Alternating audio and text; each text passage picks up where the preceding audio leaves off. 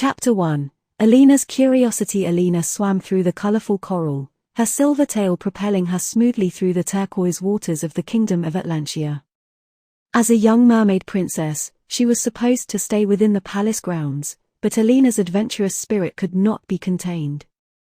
She longed to explore the mysteries that lay beyond the royal sea garden's walls. What wonders might she discover if she could only reach the surface world above? "Princess Alina," a voice called. Alina winced as she recognized the sharp tone of her governess, Selina. She was going to be in trouble now. Reluctantly, Alina turned and swam back toward the palace, her long dark hair billowing around her face. Selina came rushing up, grabbing the princess's arm. "Your Highness, you know your father has forbidden you to leave the palace. It is too dangerous," Selina scolded. She was a prim mermaid with a green tail who had been charged with watching over the young princess.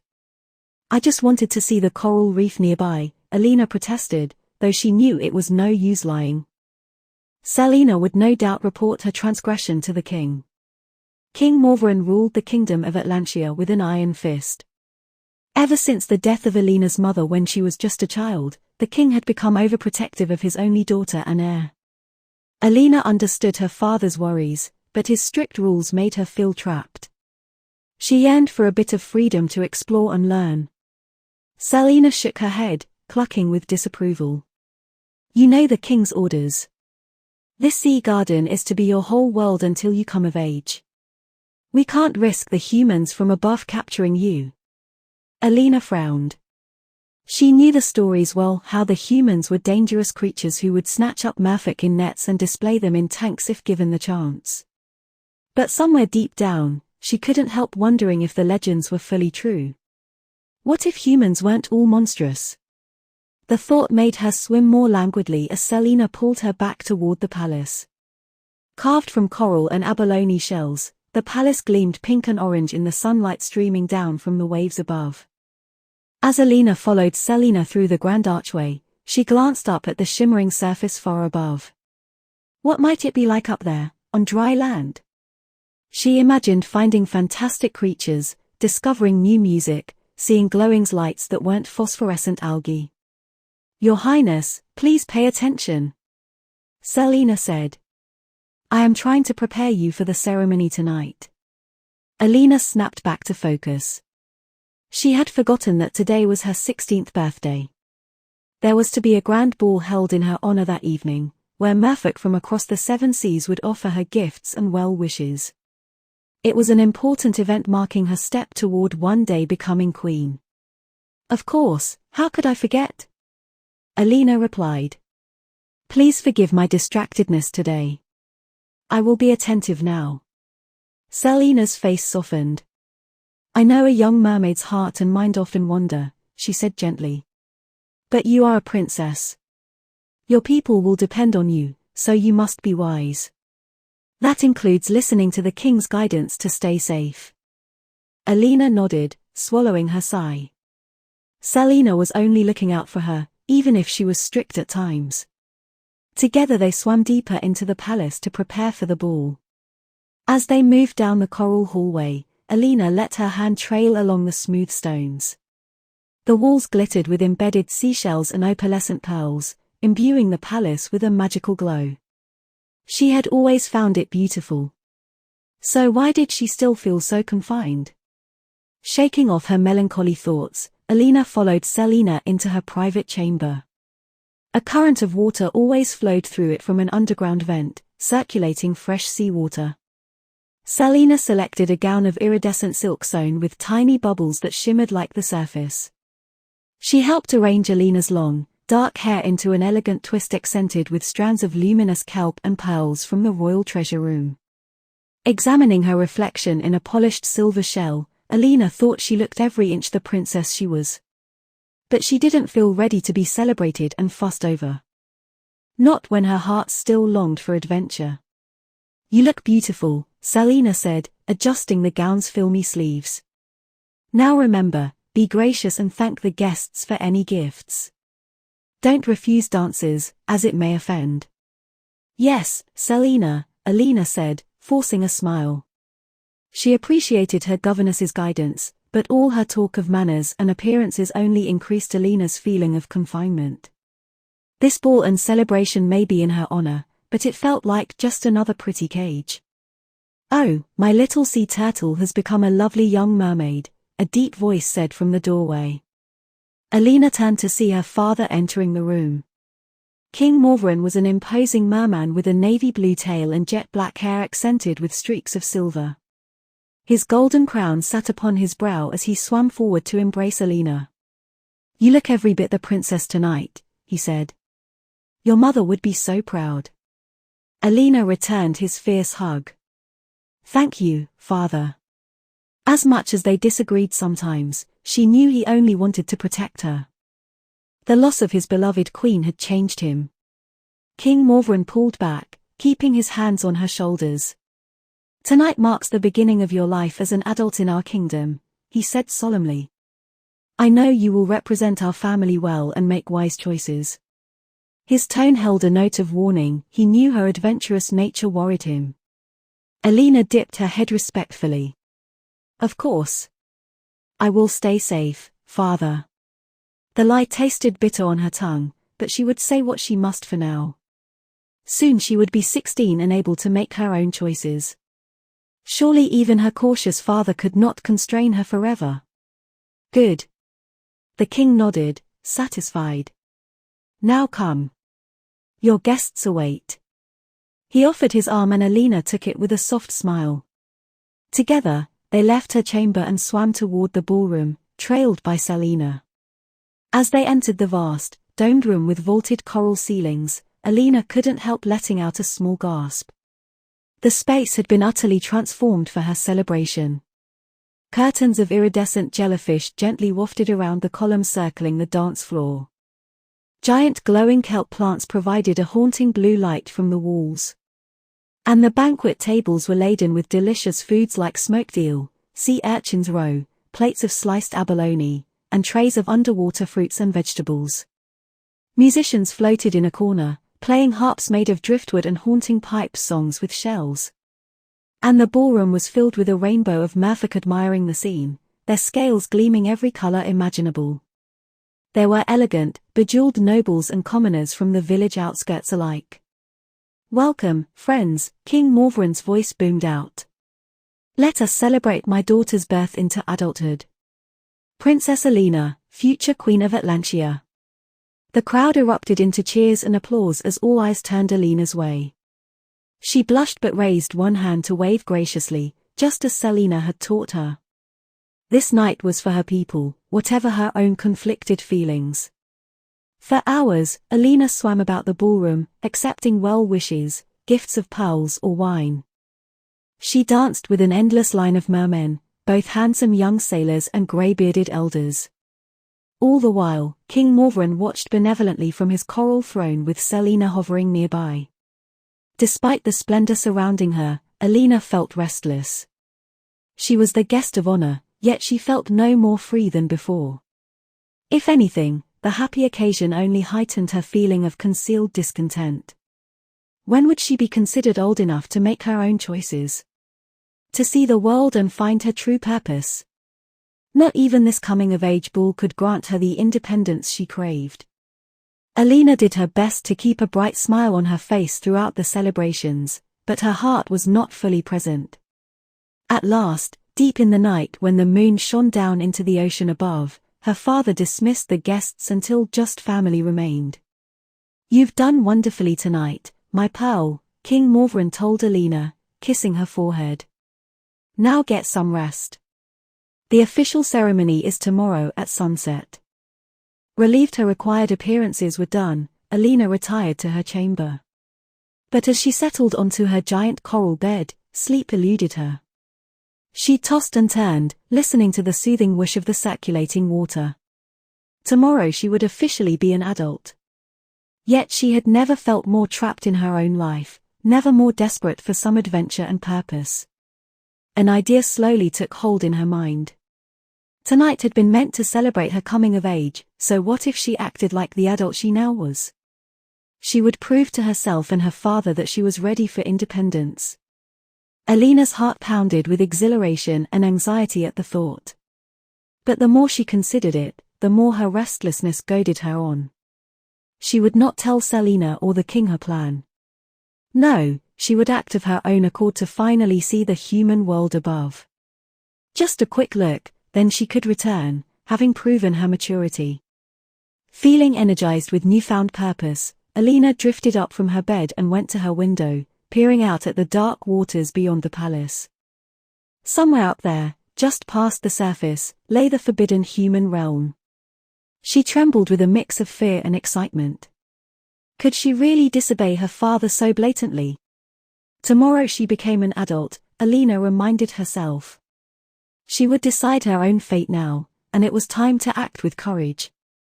In the morning, when the palace was still sleepy and unaware, she would sneak away to finally glimpse the world above the waves. Her life was about to change, she could feel it. Gripped by exhilaration and nerves, Alina watched the surface and waited for dawn to come. Chapter 2, Shipwreck. Dawn's light gradually illuminated the sea as the sun rose overhead. Alina watched eagerly from her chamber window, knowing the palace would soon begin stirring to life. She had to slip away quickly before the day's ceremonies took up everyone's attention. Taking a small satchel, Alina placed inside it a few essentials: a knife in case of danger, a bit of food for the journey, and a vial of shimmering pearlescent ink and shark quill. She wanted to record everything she experienced in the human world, so she could look back on this fateful adventure. After one last wary glance out her window to ensure no one was about, Alina swam swiftly and silently from her chamber. She kept close to the corridor wall, melting into the shadows cast by the ornate overhangs. At last, she reached a small unguarded entrance to the enclosed palace garden. Hardly daring to breathe, Alina squeezed through and emerged into open water. Freedom! Joy rushed through Alina as she swam up and up, the palace fading into the gloom below. Schools of fish scattered before her in rainbow flashes as she rose higher than she'd ever been allowed. Sunbeams pierced the blue, illuminating the sea in stunning beams. Alina paused, suspended in awe. Was the human world really something to fear when her own home was so breathtaking? But she had not come all this way to turn back now. With determined flicks of her tail, she continued upward, her excitement growing. At long last, the calls of seabirds reached Alina's ears. She must be getting close now. Her heart hammered against her chest as she ascended those final lengths. Then with a whoosh, her head broke the surface. She gasped in amazement at her first glimpse of the world above. Endless blue sky stretched overhead, dotted with puffs of white cloud. The sun blazed down, its heat foreign on her damp skin. And before her lay an immense expanse of shimmering blue, the ocean as the humans knew it. Alina treaded water slowly, turning in a circle to take it all in. The cries of gulls filled the air as they swooped and dove after fish. In the distance, green forested hills rose from the shoreline, dotted with structures Alina realized must be human houses. What might they look like inside? As she floated in awe, Alina caught sight of something that made her pulse race with alarm. A human vessel, she recognized it from descriptions. The wooden ship cut through the rolling waves some distance away, its sails billowing. Alina's first instinct was to dive to safety. But intense curiosity rooted her in place. She had to get a better look at the wondrous foreign object, despite its potential danger. Keeping low in the water, Alina swam cautiously closer. It was larger up near, with towering masts and ropes crisscrossing to control the sails. Alina noticed writing on the ship's side and what looked like carved human figures on the prow. She longed to hoist herself up for a peek over the railing at the humans on board, but resisted the perilous urge. Fascinated, Alina followed alongside the ship as it sailed on, keeping out of sight. She had lost all track of time when a sudden crack of thunder made her jump. Storm clouds were swiftly rolling in, turning day as dark as night. The wind picked up, whipping the sea into white-capped peaks that slammed over Alina. Caught in the building storm, the ship pitched violently as the waves tossed it. Alina cried out in dismay as a mast snapped, collapsing into the churning sea. She could hear panicked shouts from the humans on board as they rushed about trying to control the damaged vessel. The storm quickly became a maelstrom, rain pelting down in stinging sheets. Waves twice Alina's height lifted the ship up only to mercilessly slam it back down. She knew she should dive deep to avoid the chaos, but found herself paralyzed in fright. All her longing to visit the human world was replaced by naked fear. A deafening crack split the air. Before Alina's stunned eyes, the ship splintered apart, planks flying as humans spilled into the sea. Their panicked screams barely reached her over the storm's fury. Then they began disappearing below the pounding waves, unable to stay afloat. Horror gripped Alina. She wanted to help but was powerless in the churning ocean. A towering wave suddenly slammed into her, plunging her into the depths. Tumbling head over tail, Alina desperately tried to regain her bearings. At last she stabilized herself and glanced up. Far above, she could see debris from the ship sinking down. No sign remained of any humans who had plunged into the sea. Surely they had all drowned by now, because of a storm she had recklessly swum into. Guilt and grief filled Alina. She had only wanted adventure, not this tragedy. And now she was trapped in the storm's depths. Currents pulled her to and fro until she no longer knew which way led home. The world went dark as she was dragged down into the cold midnight zone far below the surface. Crushing pressure made her head pound as she sank into the lightless realm no mermaid was meant to withstand. Was this to be her end?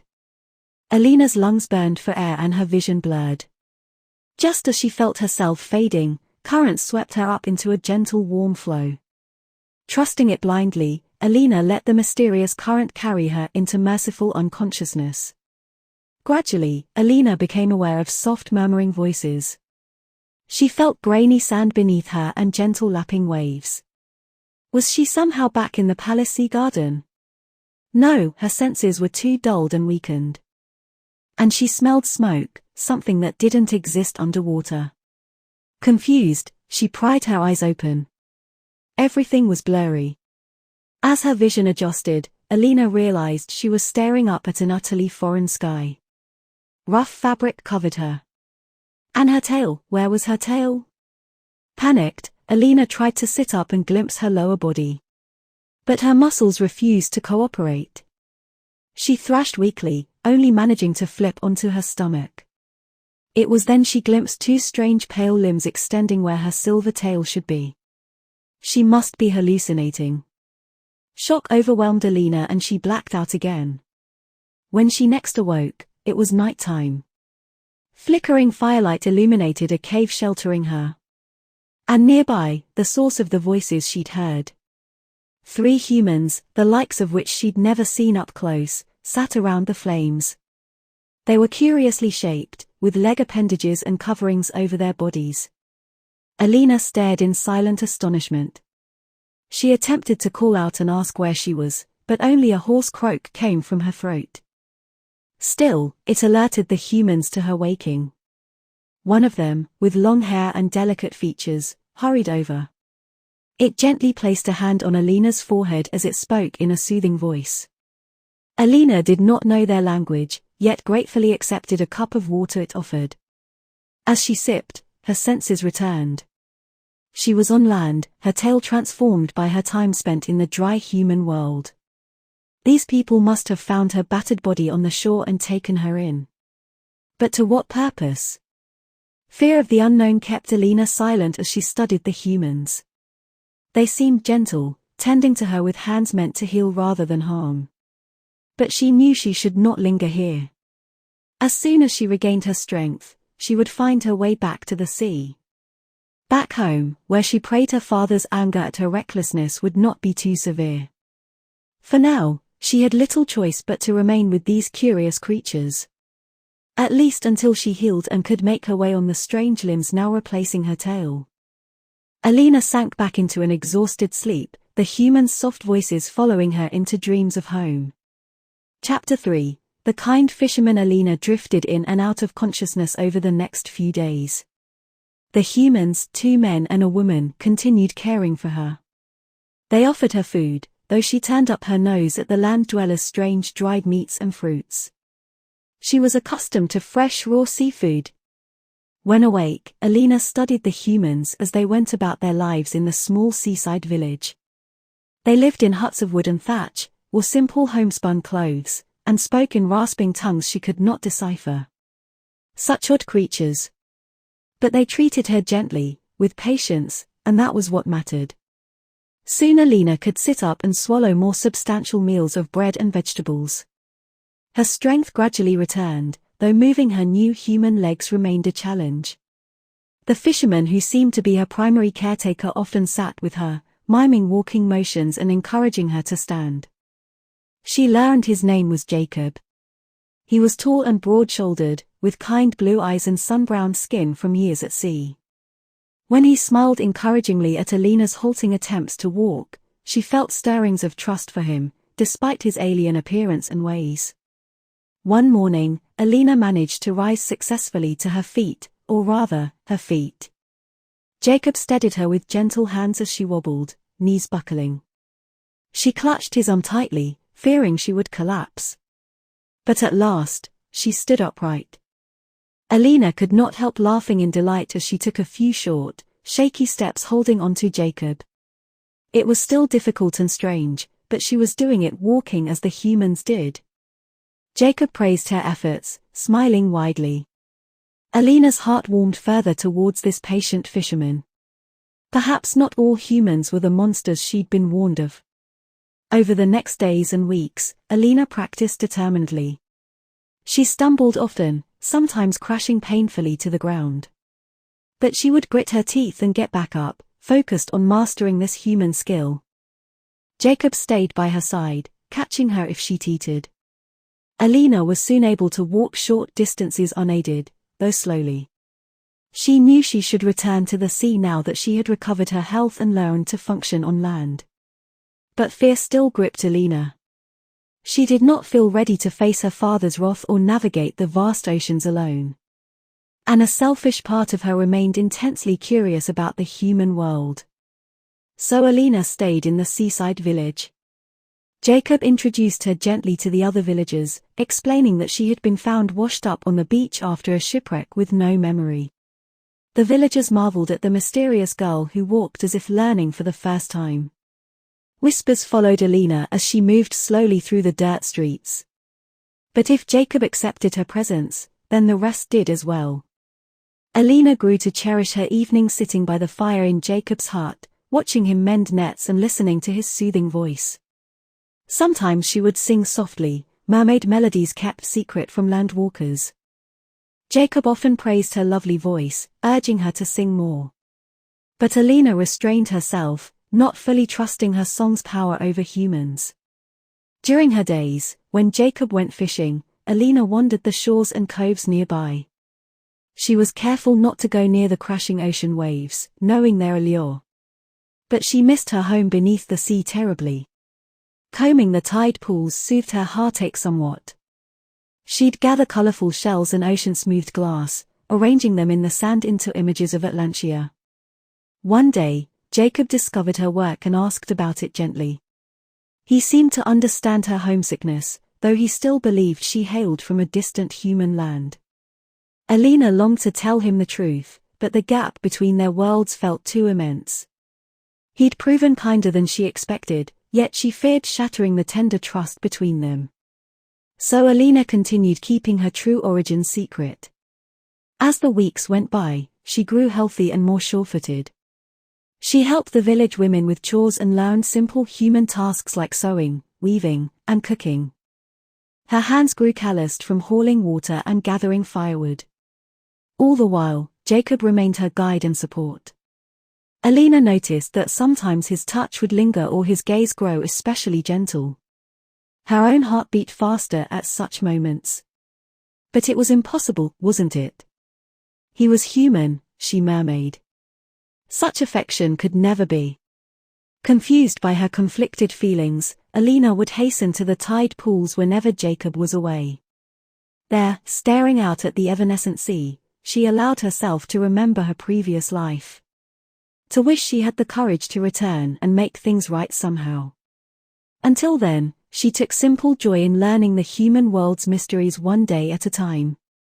At night, she dreamed of Atlantia's glittering coral towers and waking to the murmurs of the ocean. Someday, perhaps she would find her way back to those cherished waters. But for now, this place had become a new home of sorts. These humbly kind villagers were not the monsters she'd been raised to expect. And with Jakob by her side, Alina found she could face each new day with fresh resolve, no matter how uncertain her future remained. Chapter 4. A new world. Alina awoke before dawn, as she often did. The sleepy village was peaceful in the faint light, with only the calls of gulls piercing the silence. She rose quietly from her cot, careful not to wake the still slumbering Jakob. After so many weeks living among humans, she had grown used to their curious customs and behaviors. But in these pre-dawn hours, Alina still felt herself more mermaid than landwalker. Stepping outside into the misty morning, she made her way slowly down to the rocky shore. Her legs no longer buckled or wobbled, she could navigate the village paths and cliffs easily now. Alina settled on a flat outcrop overlooking the sea just as the sun peaked above the waves. She watched its light scatter across the rippled surface in shimmering gold. The ocean seemed to glow invitingly, stirring bittersweet memories within her heart. What she wouldn't give to plunge into those embracing waves, resuming the life she'd lost. Alina wondered if she would even remember how to swim with a tail after so long on land. With a sigh, she turned away from the painful sight. Best not to dwell on impossibilities. She had a new life here now, simple but rewarding. Alina knew she was still regarded as an oddity by the villagers, but their distrust had softened to curiosity over time. And she never felt out of place with Jakob. Thinking of the kind fisherman made Alina smile softly.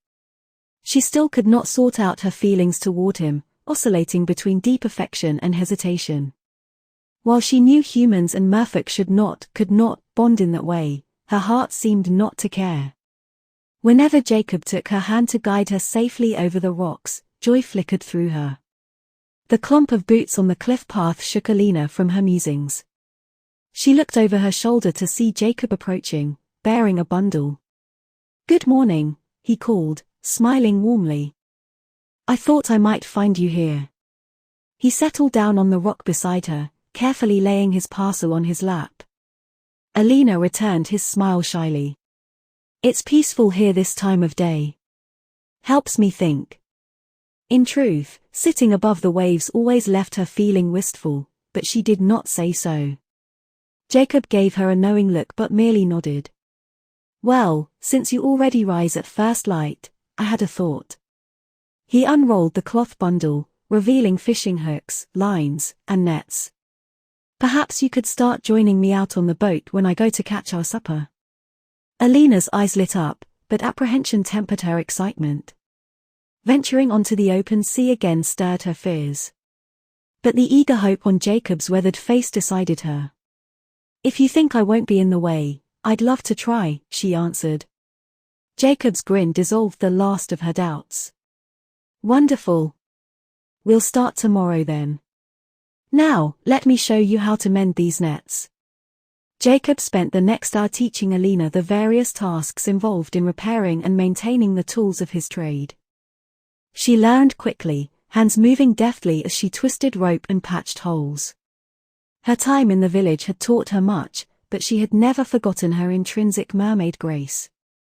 As the sky lightened, more villagers emerged to start their day's work. Jakob escorted Alina back up the winding cliff path to the village proper, where wisps of smoke already curled from morning cooking fires. "I'll be gone until later today, but make yourself useful here however you can," he told her. Alina nodded, warmed by the idea he trusted her enough to integrate into village life. They parted ways and she headed first to the well at the village's center. The physical labor of hauling up bucket after bucket strengthened her limbs and cleared her mind. Simple human chores like this felt grounding. Several women were already washing laundry in large tubs. They nodded respectfully to Alina as she added her own small pile of clothes accumulated since her arrival. Though still considered an outsider of sorts, she had earned her place through hard work.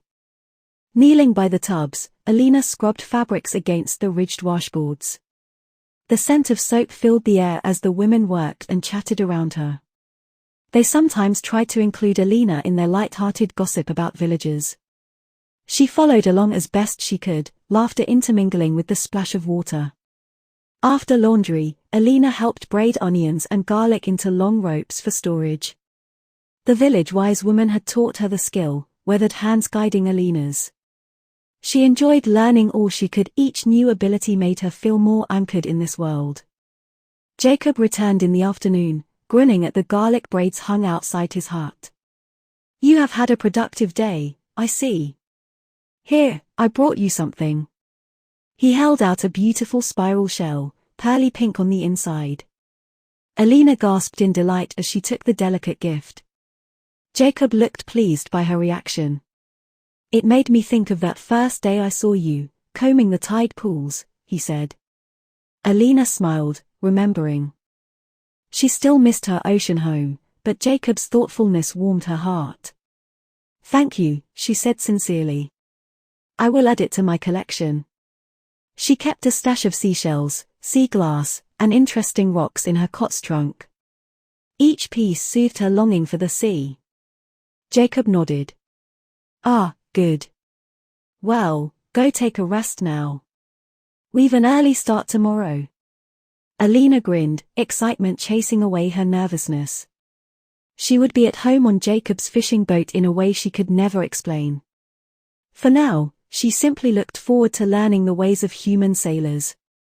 This world would never replace Atlantia in her heart, but it had its own simple charms. The next dawn found them hauling Jacob's boat down to the pebbly shore. Alina relished the salty wind in her face as they rowed out past the breakers. She trailed her fingers through the cold water, taking joy from this brief connection.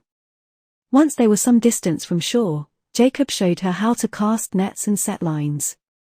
Alina quickly got the hang of tossing the nets so they spread out as they sank into the depths. As Jakob gathered up fish, she gutted and prepared them. Soon a pile of shining silver fish awaited their return to shore. Though she missed her people's custom of eating fish raw, Alina was proud to contribute. When a chill wind sprang up, rocking the small boat, she pushed down a flicker of unease. But Jacob's solid presence and calm demeanor reassured her. This vessel was no grand sailing ship like the one she'd followed disastrously before. She was safe here.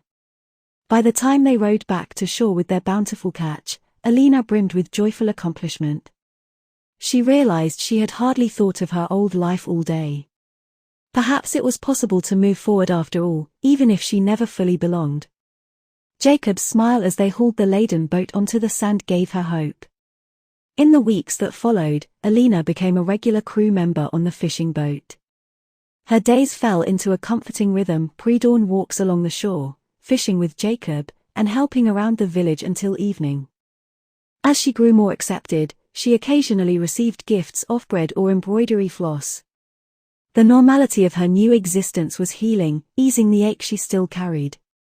Alina knew she would never forget the beauty of her underwater home.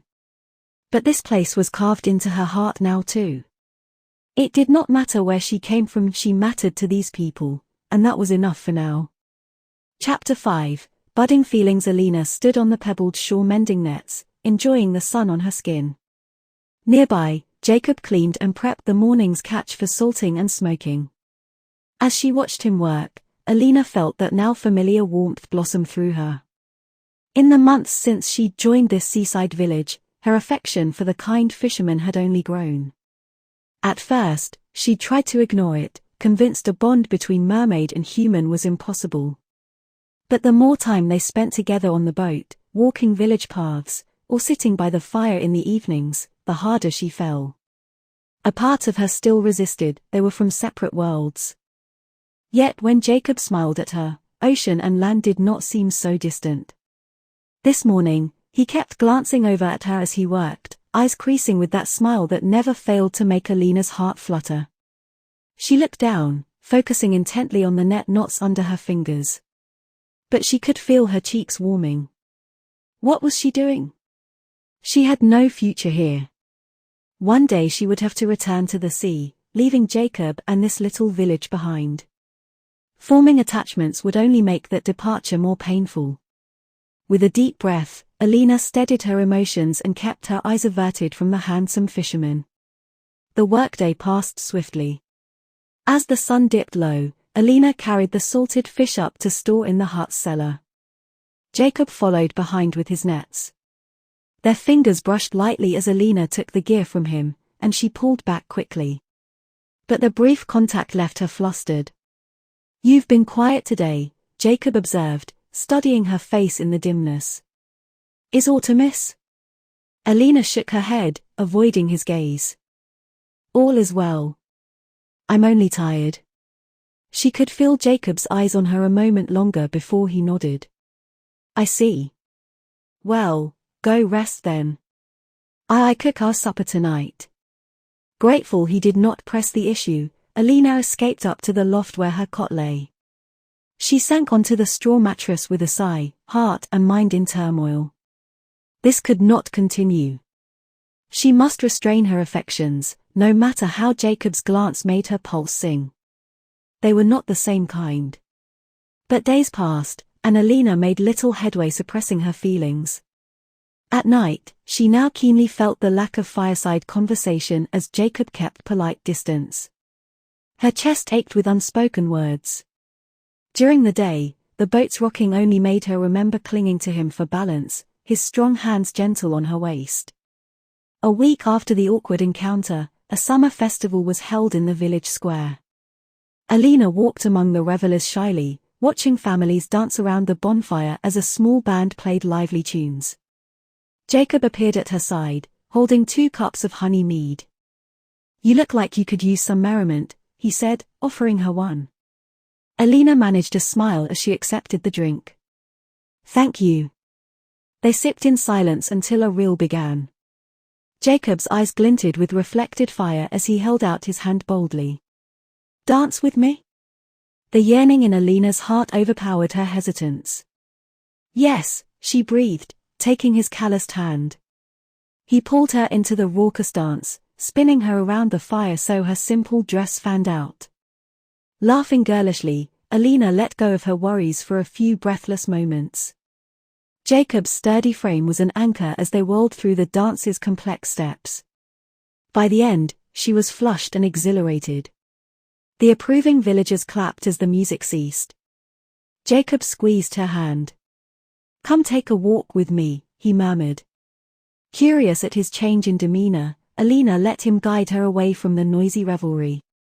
Her pulse quickened as they left the glowing bonfire behind. At the cliff's edge, Jakob finally stopped. The sea before them was silvered by the moon. "Alina," Jakob began softly. He seemed uncharacteristically nervous. "I apologize if I've been too forward. It's only that my affection for you has grown beyond friendship." Stunned, Alina could only stare open-mouthed. Jakob rubbed his neck. "I understand if you don't feel the same. A gruff fisherman is hardly—" "No," Alina interjected hastily. This moment teetered between joy and heartbreak. "I care for you too, Jakob. But it's impossible." Now Jakob looked surprised. "Impossible? I know I am older and not of noble birth, but—" Alina groaned inwardly. She could not keep hiding, not with his heart laid vulnerably bare. "You mistake my meaning. I am not what I seem, Jakob." Taking a deep breath, Alina described being a mermaid princess from a splendid underwater kingdom. She explained how she had recklessly ventured to the surface and got caught in a storm. How she'd been found washed ashore without memory or her tale. Jakob listened silently, his bearded face unreadable in the moonlight. When Alina finally finished, tears glistening in her eyes, he stepped forward and took her hands gently. "It matters not what you are, or were," he said. "You are Alina, the woman who has captured my lonely heart. If you can care for me despite our differences, I will gladly do the same." Joy and sorrow intermingled within Alina's chest. "But we can have no future," she protested weakly, even as her traitorous heart thrilled at his words. One day I must return to the sea, or else lose my mermaid magic forever. We come from separate worlds. Jakob lifted one hand to cup her cheek. I understand that now. But does it make our feelings any less real? Alina's eyes slid shut, tears slipping free. She leaned into his tender touch. No, she whispered. But it will make parting so much the harder. Then we will deal with that when the time comes, Jakob murmured, thumb wiping away her tears. For now, know that you are loved, Alina. He bent and kissed her upturned lips softly. Alina sank into the kiss, all her suppressed longing rising like the tide. For this one perfect moment, the line between land and sea disappeared. There was only Jacob's arms around her, his heart against hers. Tomorrow reality would intrude again. But tonight, lit by the moon and their awakened love, all was possible. Chapter 6, Music of the Sea. Alina awoke the next morning feeling both exhilarated and anxious. The previous night still seemed a dream. Jacob's confession of love, their first tender kiss, his acceptance of her strange past. But it had truly happened. Now came the challenging part, deciding what it all meant for their future. As she descended the loft stairs, she spotted Jakob waiting with an expectant smile. He drew her close, caressing her cheek. Good morning, my mermaid. The nickname made her heart skip, still getting used to this new dynamic between them. Hello, Alina replied shyly. Unsaid words hovered between them. Sensing her hesitation, Jakob kissed her forehead before gently guiding her to sit by the fire. I know much changed last night, he began. If you need time, I understand. We can continue on as we did before. Disappointment tinged his voice at the idea. Alina bit her lip. It's not that I don't care for you too, she assured him. But we cannot ignore reality. I am Merfolk, you human. I cannot stay here forever. Jakob frowned, taking her hands in his rough ones. I don't ask forever of you. Just whatever time we have. Unless. His eyes widened with dawning realization. You wish to leave? To return to your home under the sea? No. I mean, not yet. Alina sighed, emotions tugging her in too many directions. One day I must return, or I will lose my mermaid magic permanently. But I'm not ready. Not when I've just found you. Relief swept Jacob's bearded face. He lifted her hands to his lips. Then we have time to enjoy this unlikely gift fate has given us. Seeing her still conflicted look, he tilted her chin up gently. Alina, listen to me. The future will come whether we worry or not. Right now, you are here with me. Let us not waste that in fear. His words washed over her like soothing waves. He was right, this time together was precious. Slowly, Alina nodded, a smile dawning. You are wise, for a land walker. Jakob laughed heartily. Well, when one spends so much time at sea, perspective shifts. He drew her closer. So you will have me, mermaid? In answer, Alina wrapped her arms around his neck and kissed him soundly. Jacob's arms tightened around her waist as he returned the passionate kiss.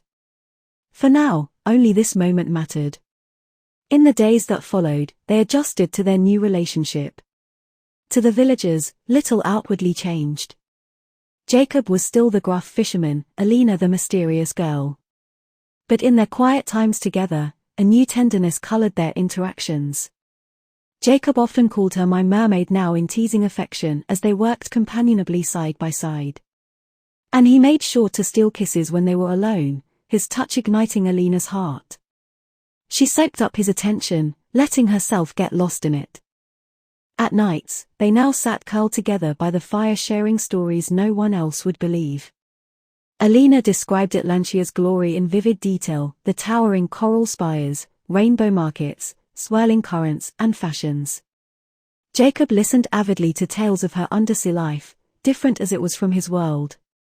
In turn, he He told her of his lonely bachelor's existence before she arrived, the tragic loss of his family to illness, and how he'd retreated into silent solitude. "You saved me, Alina," he confessed one night. "I'd forgotten how to live until you came." His words made her alternate between euphoria and sadness. She could not be his salvation. Her time here was transient, a stop along her long path. But she could make it as joyous as possible, for both their sakes. So she buried her doubts and gave herself wholly to him. One afternoon on the boat, as Jacob cast his nets, Alina found herself softly singing a mermaid tune. It flowed from her unthinkingly, bringing comfort amidst the uncertainty.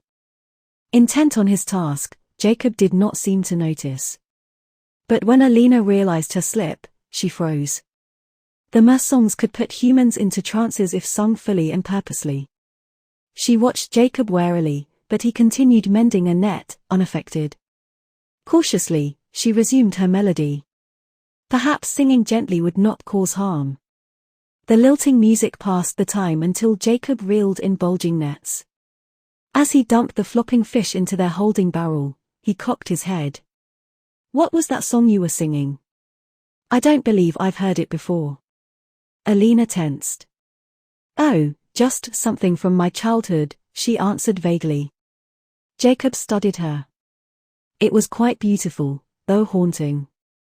"Would you sing more of it?" Alarm coursed through Alina. She couldn't risk putting Jacob under the spell of mer song. But refusing his innocent request might rouse suspicions. Forcing a smile, she replied, "Perhaps later.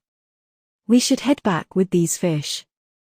Mercifully, Jacob agreed and took up the oars without argument. But Alina remained troubled. She yearned to share her music with the man she loved, yet feared its influence. For now, she resolved to keep her songs tightly restrained, singing only wordless tunes. She would not let the divide between their kinds sabotage this happiness. That night by the fire, as Jacob whittled absently, Alina turned her conflict over in her mind. Music was integral to Merfolk and she missed it dearly. But she must protect Jacob too. Perhaps, if she was careful, harmless melodies would be safe. Softly at first, then stronger, she began to hum a sea shanty. Jacob's knife stilled and he looked over. "That one again? Please Alina, sing the words." His tone was unexpectedly intense. Alina shrank back, unnerved. Why this fixation on her music? But his eyes held only earnest admiration. Swallowing hard, she sang a few lyrics softly. Jacob listened intently, gaze unwavering upon her. Alina faltered to a stop. "Forgive me, I forget the rest," she lied. Jacob seemed to shake himself before giving her a rueful smile. "No matter. Your voice reminds me of home, that's all." Unease lingered in Alina as they went to bed. She lay listening to Jacob's steady breaths, hoping she was imagining his strange intensity earlier. There were still secrets between them she could not share, no matter how it hurt. With a pang, Alina realized the invisible divide between their kinds could never fully disappear. Chapter 7. A mermaid caught far below the sunlit surface. In the glimmering kingdom of Atlantia, the mood in the coral palace was grim. King Morvaran paced the throne room, his ministers watching anxiously. "It has been months now with no sign of Princess Alina," the king rumbled. "I can only assume the worst, she has been captured by surface dwellers." The ministers murmured in dismay. "Perhaps she is lost at sea," one suggested hopefully. "If we send search parties." King Morvaran slammed his fist down. "You think I have not tried that already?" he thundered. "My daughter is gone, seized by those barbaric humans. And they will pay." He swam to his throne and took up the golden trident, emblem of his power. "For too long we have hidden from the surface world. They have taken one of our own. Now they will face the wrath of Atlantia." Cheers rang out as the ministers rallied to their king's call. Netted weapons were eagerly gathered in preparation for war. King Morvaran raised the trident, its prongs glinting. "We will storm their shores come dawn and take back what they stole." This crime will not go unpunished. The palace rang with vengeful cries. Scouts were dispatched to study the human coastal villages and plan their attack. The king sat upon his throne, gripping his trident white-knuckled. Grief and fury warred within him. He had been devastated when weeks passed with no sign of Alina. At first, he'd believed she was simply shirking duties again, off exploring forbidden waters. But as search party after search party returned empty-handed, cold fear took hold. His beloved daughter was lost, and humans were surely to blame. For too long he had preached avoidance of the dangerous surface world. Now their brutish nature had struck close to home. Morvaran would make them pay, and reclaim his heir. Back in Jakob's seaside village, evening descended. Inside his hut, he and Alina finished their simple supper. Neither noticed the dark shapes examining the shore from the gloom of the waves. Jakob cleared the dishes, then drew Alina over to sit by the fire. "Sing for me," he implored, eyes fixed intensely on her. Alina shrank back, unsettled. Why did he fixate so on her voice? "I'm really not in mood for singing tonight," she hedged. But Jakob gripped her hands, face etched with need. "Please, Alina. Your songs remind me of my childhood too," he pleaded. "They bring me peace." His explanations softened her reluctance.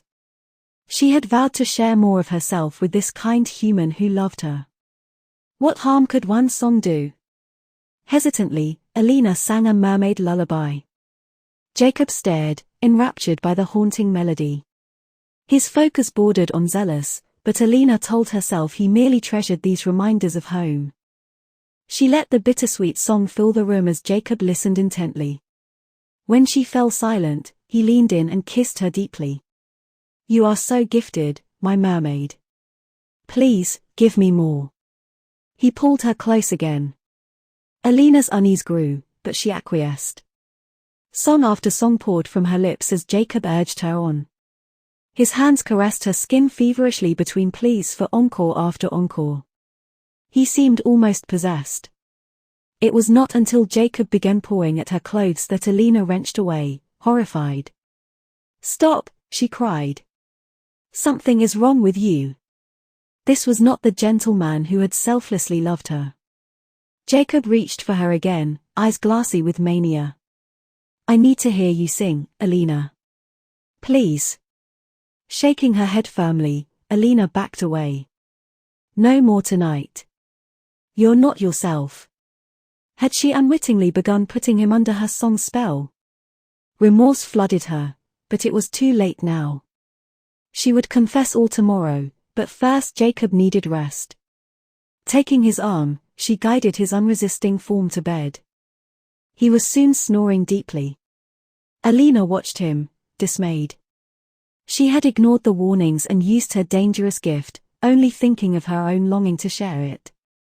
Now she may have warped the mind of the man she loved. Could she reverse the effects? A thump from outside made Alina startle.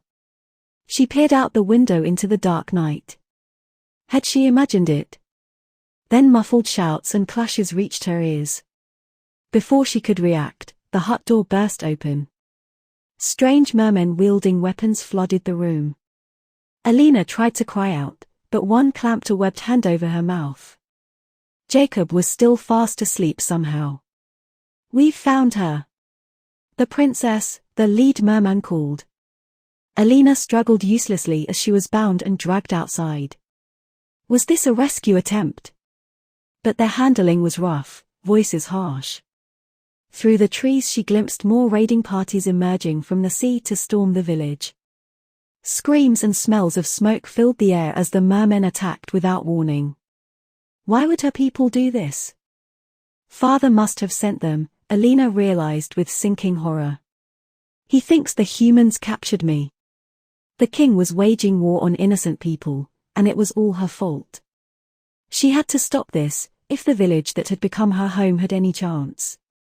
Renewing her struggles, Alina managed to loosen the gag on her mouth. "Tell King Morvaran I am here willingly," she shouted to her captors. "Call off this attack at once." The merman cuffed her. Quiet. You are bewitched by these barbarians. We will free you from their grasp. No, you don't understand. Alina cried helplessly as flames engulfed a nearby hut. She could hear the mermen forces storming through the village, shouts and shrieks piercing the night. They were ransacking everything in retaliation for her supposed kidnapping. And there was nothing she could do but watch it burn. Chapter 8, Seaside Festival. The raid on the seaside village left smoking ruins in its wake. Those villagers who survived fled in terror, convinced evil spirits had attacked them. Nothing remained but rubble and ashes. Alina was hauled back underwater by the king's forces, bound and silenced despite her protests. As the mermen swam rapidly away from the decimated human settlement, despair filled Alina's heart. Her cherished new home was destroyed, Jacob's fate unknown, and it was all her fault.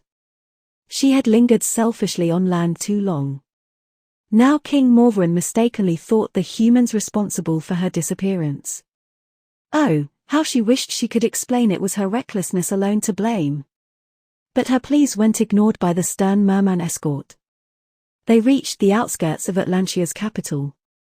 Spires of coral and shell gleamed ahead, achingly familiar. Alina was escorted through the streets, drawing startled looks from merfolk. She kept her face bowed in shame. At the palace gates, the heralding horns blew. The princess is returned. The fanfare echoed off the garden walls as Alina was led inside the throne room. There at the far end sat her father, gripping his trident. His graying hair seemed thinner, face more lined. But triumph lit his eyes. Alina! King Morvaran surged up and pulled her into a crushing embrace. You are safe. Alina stood numbly as her bonds were cut. This reunion was nothing like she had imagined. The image of Jacob's hut aflame haunted her. The king held her at arm's length, frowning. What bewitched human magic have they used on you? Speak, daughter. Drawing herself tall, Alina met her father's piercing gaze. The humans held no magic over me, father. I was there by my own choice. A murmur passed through the assembled court. Impossible. Morvaran thundered. Why would you dwell with those barbarians? Alina lifted her chin. They were not savages, but simple fisherfolk. And they took me in when I was lost and alone. She omitted mention of Jakob. That cherished secret she would keep. The king's face purpled with rage. Lies! They have corrupted your mind. He rose from his throne, towering over her. But I will make it right. Come, we shall purge the human taint from you. He grasped her wrist and began to drag her from the room. Alina struggled, heart pounding. Father, no. I speak the truth. Spare them further harm. But her protests fell on deaf ears. Back in her old chamber, her father ordered the healers to cleanse her. Alina was forced to choke down foul-tasting draughts and sit through endless rituals meant to restore her mermaid spirit. She cooperated silently, knowing resistance was futile for now. The king refused to even consider that humans had shown her anything but cruelty. Until he saw reason, she could not sway him. So Alina bided her time, planning when she might get a chance to tell her full story. Perhaps then this madness might end. The days turned to weeks as she was kept under close supervision.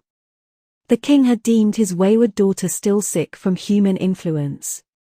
Alina felt herself chafing at the familiar constraints of palace life. She missed the freedom of her days with Jakob dearly. Eventually, the stifling confinement became too much. Approaching her father after he'd been mollified by drink, Alina made her case. Please, let me just visit our festival market. I've missed our people. The king eyed her shrewdly. Very well.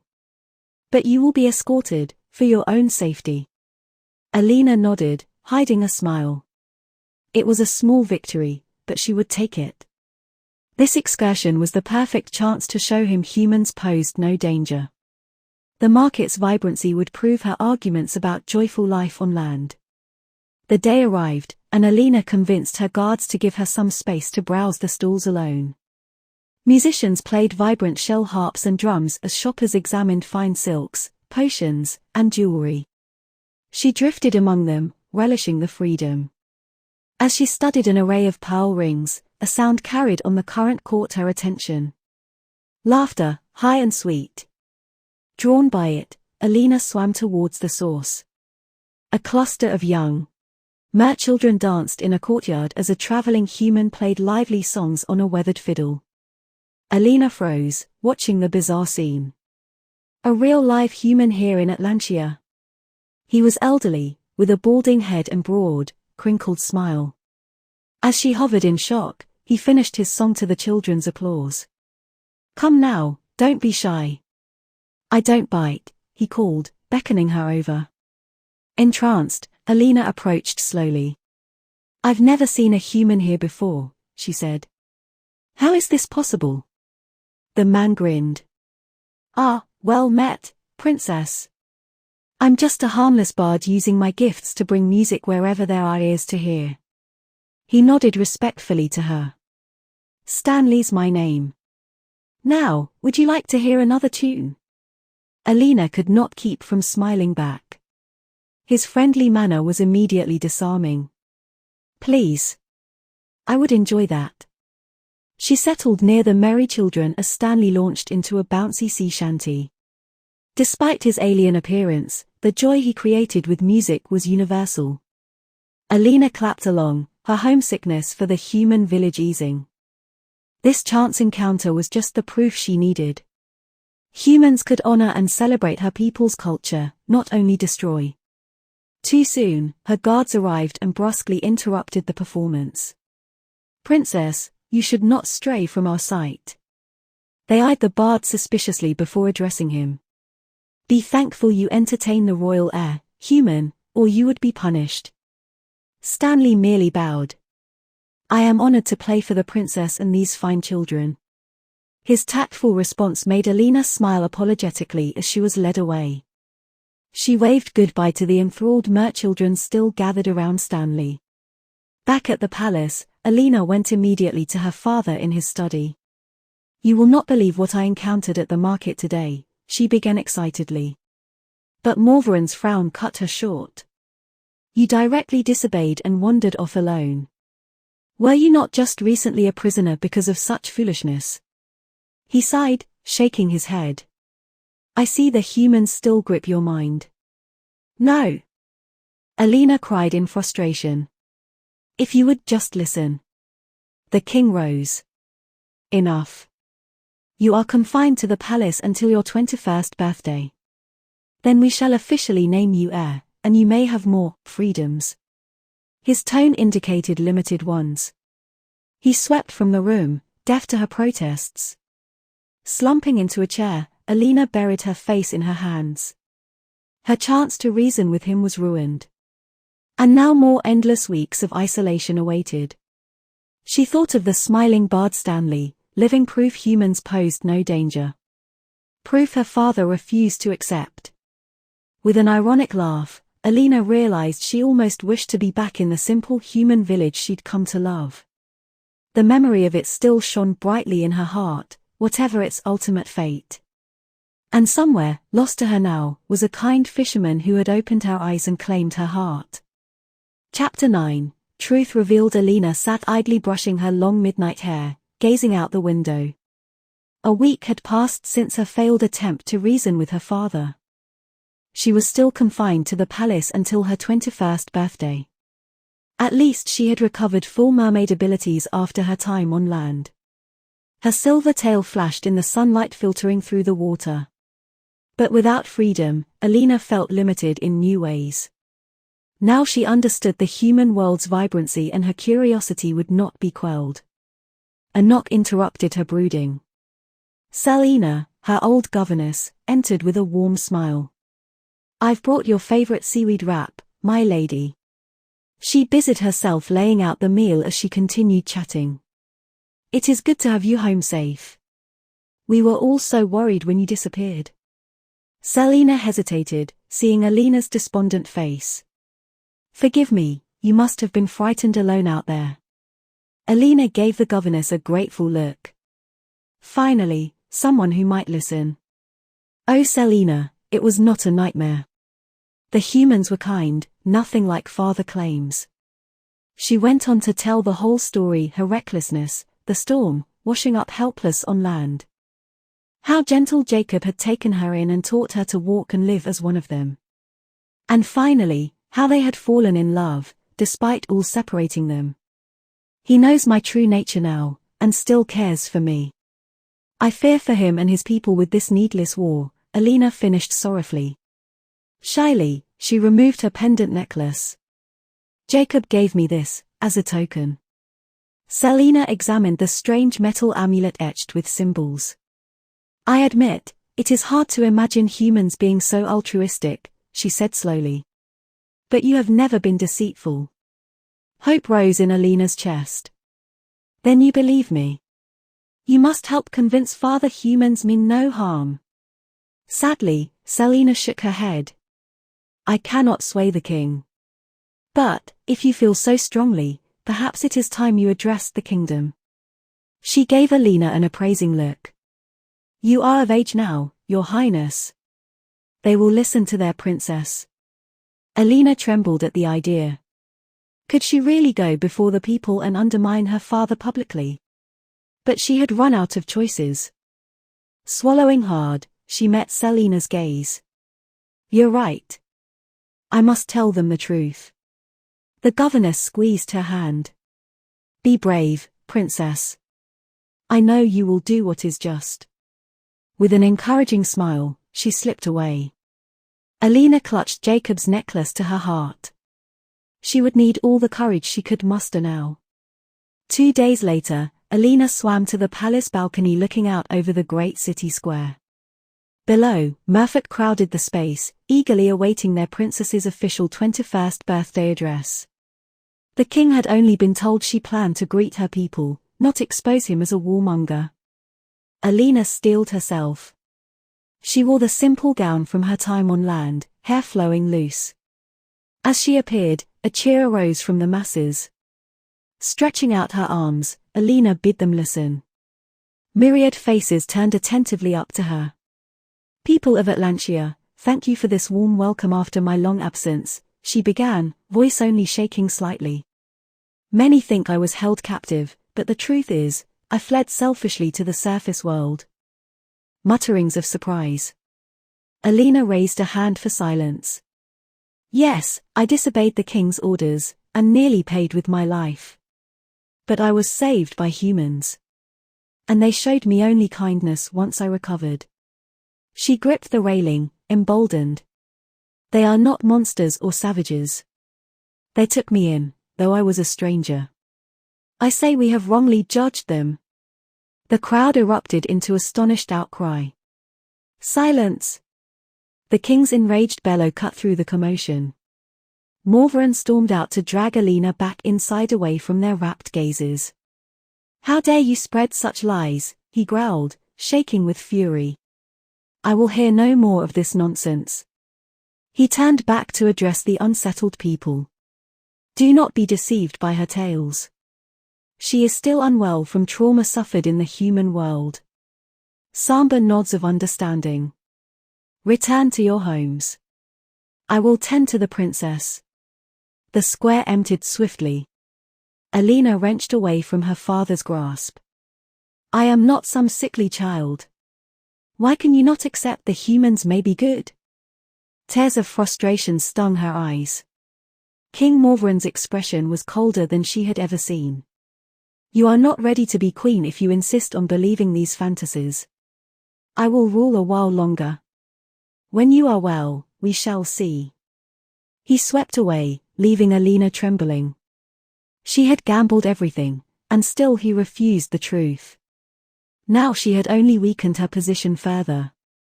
What else could she possibly do? She still burned to reach through to her father somehow. But Morvaran's heart had closed long ago. An idea slowly took root. If she could just show him the kindness of humans directly, surely he could not deny it further. She must go back, make him see the village that had so welcomed her. Make him confront the people he had wrongly demonized. Hope rekindled within Alina. She knew it was extreme risk, but had run out of options. She must return to that humble seaside village by the cliffs, still so etched in her memory. There she would make one final plea for peace between their kinds. The alternative was war and needless suffering. She had to try. That night, Alina slipped from the palace yet again. Her sleek silver tail beat strongly, retracing that disastrous first ill-fated journey. But this time she was driven by love, not youthful selfishness. She would show her father the world she had come to cherish. Or she would not return at all.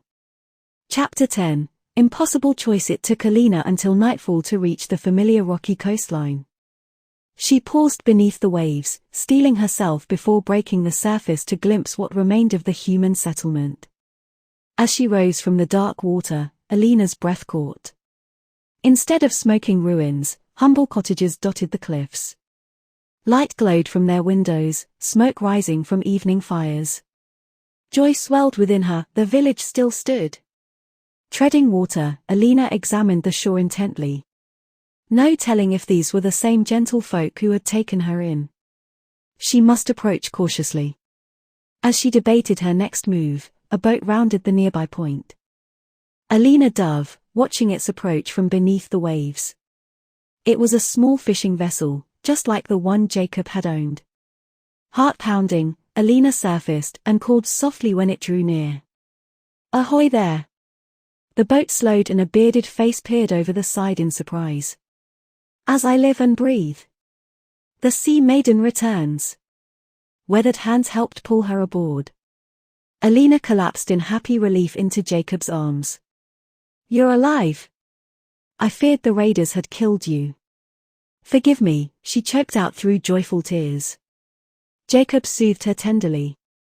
"You've nothing to apologize for. I awoke to flames but escaped barely in time." "We all did." He caressed her wet cheek. "I never thought to see you again." As he rowed them to shore, Jakob explained how the villagers had interpreted the terrifying attack as a sign from the gods. They had rebuilt a short ways down the coast, hoping to avoid another mystical assault. "But I refused to leave the cliffs, still hoping someday you might return." His eyes shone in the firelight.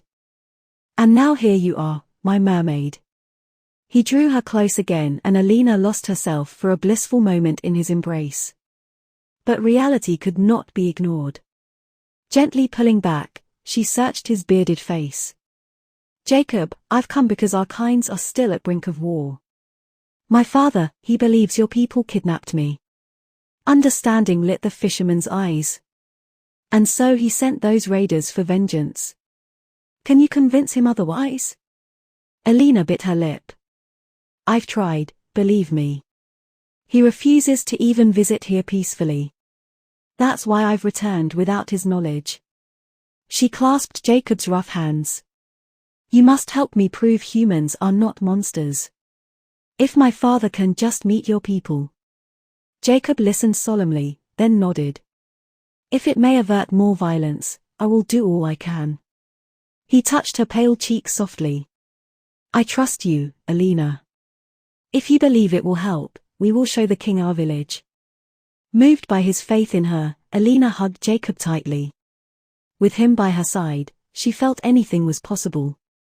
She would bring her father here, and force him to see firsthand the gentle hearts that dwelled in this place. Together, she and Jakob would pave a path to peace. Late into the night they talked, planning ways to gently introduce King Morvaran to humanity's kinder side. Alina suggested music and shared meals to begin building connections between their peoples. Though still anxious, with Jakob she felt hopeful. As dawn's light filtered into the cottage, Jakob prepared to visit the village elders and propose hosting the foreign king. But hesitation shadowed his face. "Alina, if this effort fails, will you stay here with me?" Her heart clenched. She yearned to abandon her responsibilities and build a life here with this gentle man. But the crown still awaited her, however unwillingly. You know I cannot. If my father remains stubborn, I must return and rule in his stead. Jacob's face fell.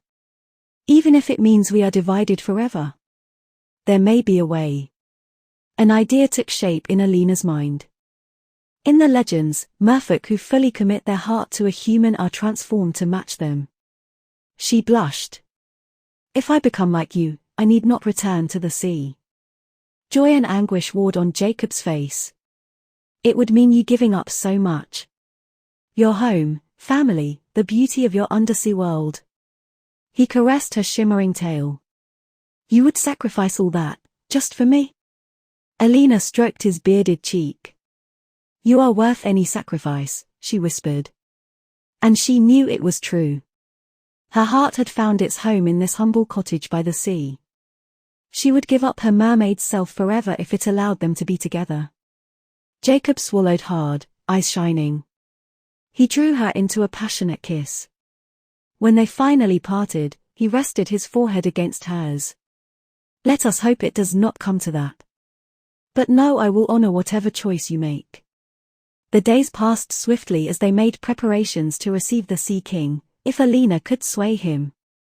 She kept to the cove, restless with hope and anxiety.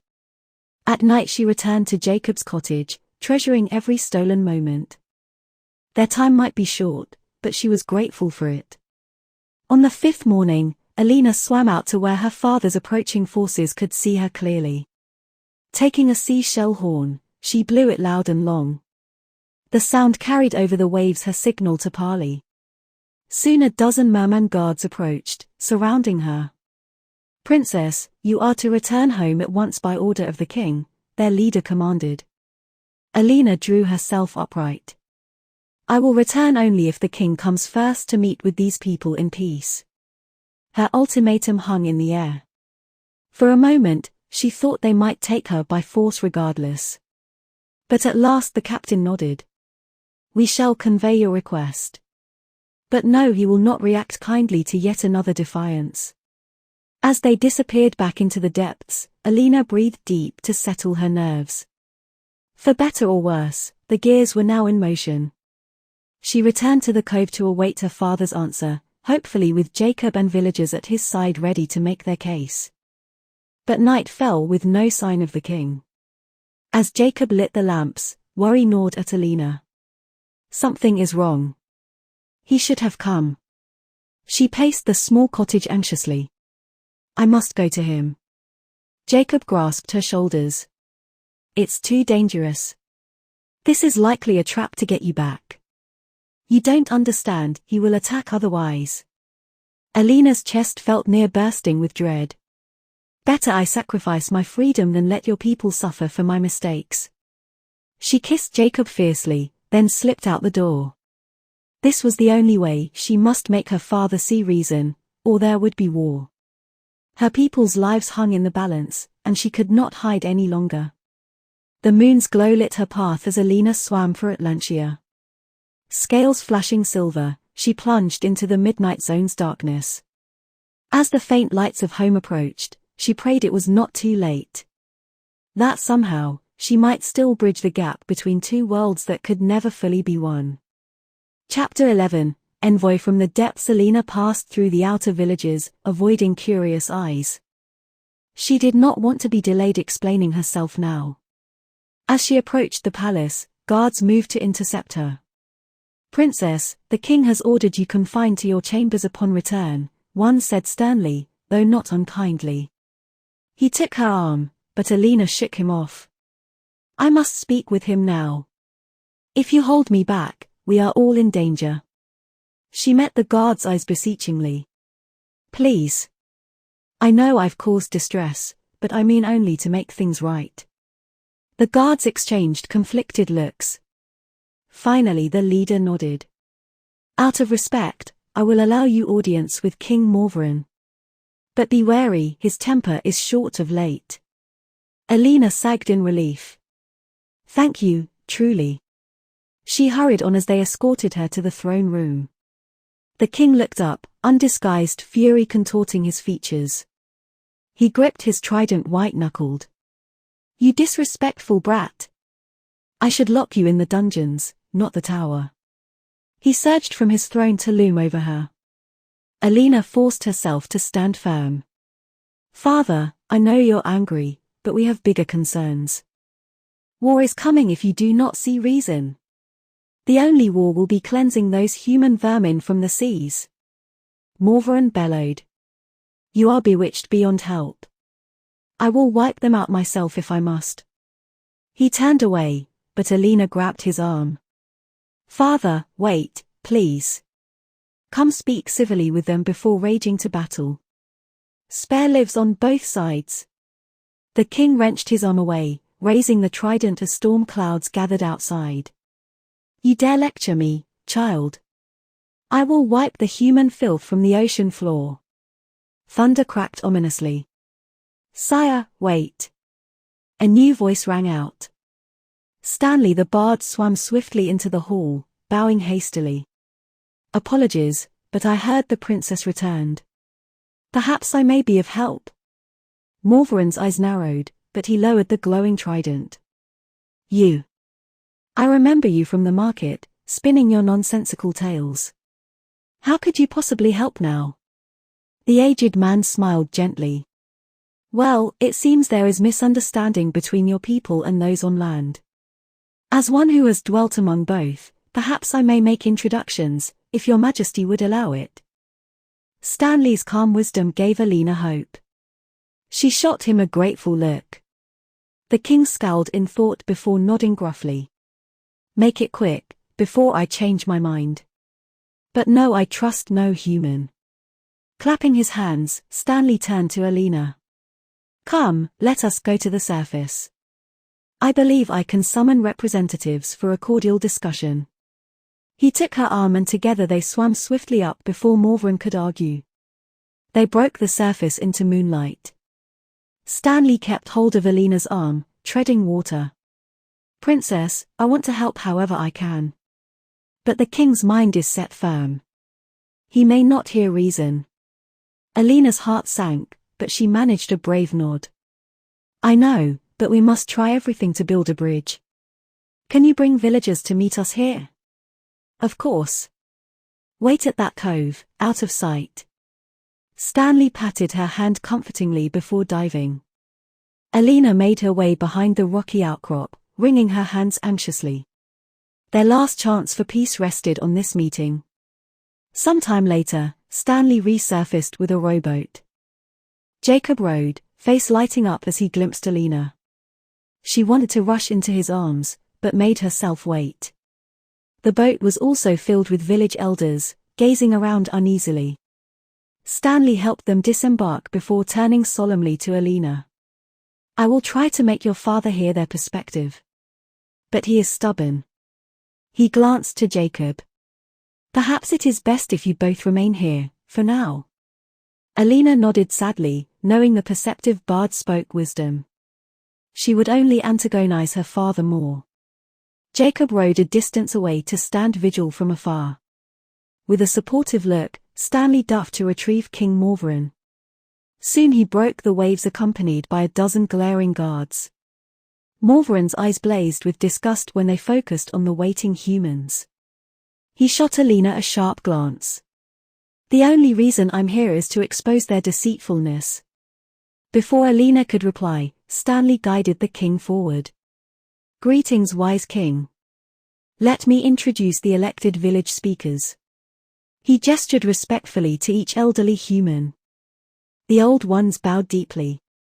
One woman extended a flower garland.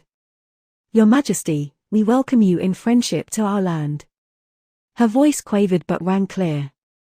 Morvaran made no move to accept the gift. So you claim friendship, after kidnapping my daughter and attacking my soldiers? His voice dripped contempt. But he had not struck them down yet. Stanley spoke quickly. That was a tragic misunderstanding. They only sheltered the lost princess, and did not understand your resulting actions. He motioned the humans back. Perhaps we could share a meal in good faith. The king gripped his trident, skepticism etched on his face. But he finally grunted assent. At Stanley's direction, the elders unpacked simple bread, dried fish, and smoked meats. One offered Morvaran a plate. "Please, dine with us." After a pause, the king accepted the food, though he did not eat yet. "And what riches do you stand to gain from this hospitality?" he scoffed. "I suppose you will insist now we owe a debt." The woman shook her head. "We ask no payment, only kindness returned." She met his gaze steadily. Alina was reminded suddenly of her dear Jakob, also weathered by life yet finding compassion. She watched the exchange nervously, afraid to hope. Slowly, Morvaran sampled the food, his harsh expression softening just fractionally. "And what if we refused this friendship? Our armies could crush you in moments." His probing gaze awaited their response. "Destroying us will not change that we mean your people no malice," the woman replied simply. Murmurs of agreement arose from the others. Morvaran looked thoughtful, and ever so slightly impressed. Perhaps peace was possible after all. At that moment, a guard cried a warning and shoved his king aside. A spear flew, missing Morvaran by a hair's breadth. He surged up, outrage returning full force. "Assassins," he roared. "I should have known better than to trust your kind." Chaos erupted as enraged merfolk guards attacked the shocked humans. Alina screamed Morvaran's name, but her voice was lost in the fray. She spotted a hateful merman rebel slipping away, the rogue who had thrown the spear in hopes of igniting war. There was no stopping it now. She could only watch helplessly as the guards drove the humans back. Arrows flew from the cliffs as Jakob and others tried to defend the fleeing villagers. But they stood no chance against the mermen's magic and weaponry. With vicious satisfaction, Morvaran unleashed the full might of the trident into the cliffs above the cove. Whole sections collapsed into the sea, cutting off the humans' escape. Alina's heart shattered as yelling and splashing signaled their demise. The carnage ended swiftly, leaving only scattered flotsam. Victorious guards turned to their king, weapons dripping red. Morvaran raised the trident high. "So ends the human threat," he cried. "The ocean is ours again." Their cheering made Alina retch. She searched the ravaged cove wildly for Jakob or Stanley, finding nothing but innocent's blood clouding the water. She had failed to protect those who only wanted friendship. Now any chance at peace died with them. Chapter 12, a plan in motion. Alina huddled in the darkened corner of her chamber, curtains drawn. She had not moved in hours, consumed by grief and despair. The image of Jakob and his people slaughtered replayed again and again within her mind. There would be no reconciliation now between their kinds. Her beloved fisherman was gone, along with any fledgling hope for understanding. Her selfish choices had led to this tragedy. She had no right to the throne after causing such pain. A hesitant knock came at the door. When Alina did not respond, it creaked open. Selina entered cautiously, sitting down beside her. "My lady? You must eat something." She offered a plate of food, face creased with concern at Alina's stricken expression. Selina's gentleness opened the floodgate of emotions. Alina collapsed into her governess's lap, finally weeping out the horror of all she had witnessed. Selina simply stroked her hair, letting her cry until she had no tears left. At last Alina sat up, voice hoarse. "It's my fault. I killed them, as sure as father did." Fresh pain lanced through her chest. And now Jakob. She still could not speak of him being ripped so cruelly away. Selina squeezed her shoulders. "You are not to blame. You followed your heart's wisdom." Her tone hardened. "The king refuses to see reason, though you showed him its possibility. Do not carry his sins as your own." Alina shook her head bitterly. "It does not matter now who is at fault. They are all dead. Humans and merfolk alike." She stared down at her shimmering tail. "I should have become human when I had the chance. At least then she could have died with Jakob. Perhaps not all are dead." Selina's quiet voice startled her from her bleak thoughts. She grasped Alina's hands, eyes kind but serious. I know you grieve, but I came for another reason. There are rumors some escaped the carnage. Hope sparked in Alina's chest, fragile but growing. Truly? But how? Selina leaned closer, voice dropping. Whispers say a wise elder helped spirit some to safety before the king struck. If you go to the northern cove, you may find survivors. Could it be? Alina turned the possibility over, letting it warm her chilled heart. She had been so certain everyone was gone. But this chance encounter felt like destiny's hand at work. If any yet lived, she owed it to Jakob to ensure their safety. As she processed this revelation, another took form. The king had shown a glimmer of reason in speaking with Stanley and the villagers. Perhaps seeing living proof of humanity's virtues again would sway him. She had to try one final time. Hope and purpose reignited within Alina, burning away her bitter despair. Gently hugging Selina, she whispered, "Thank you, my friend." The governess smiled proudly. "Now go, and walk the path laid before you. The goddess guides your steps." Alina slipped silently from the palace yet again under night's cover. Few patrols lingered this far out. She believed she moved unseen, until a voice called out. Captain Elias, head of the palace guards, swam into view, face grim. Tensing, Alina considered fleeing. But the captain held up a hand. "Peace, princess. I mean you no harm." He glanced around warily. "In fact, I wish to help you."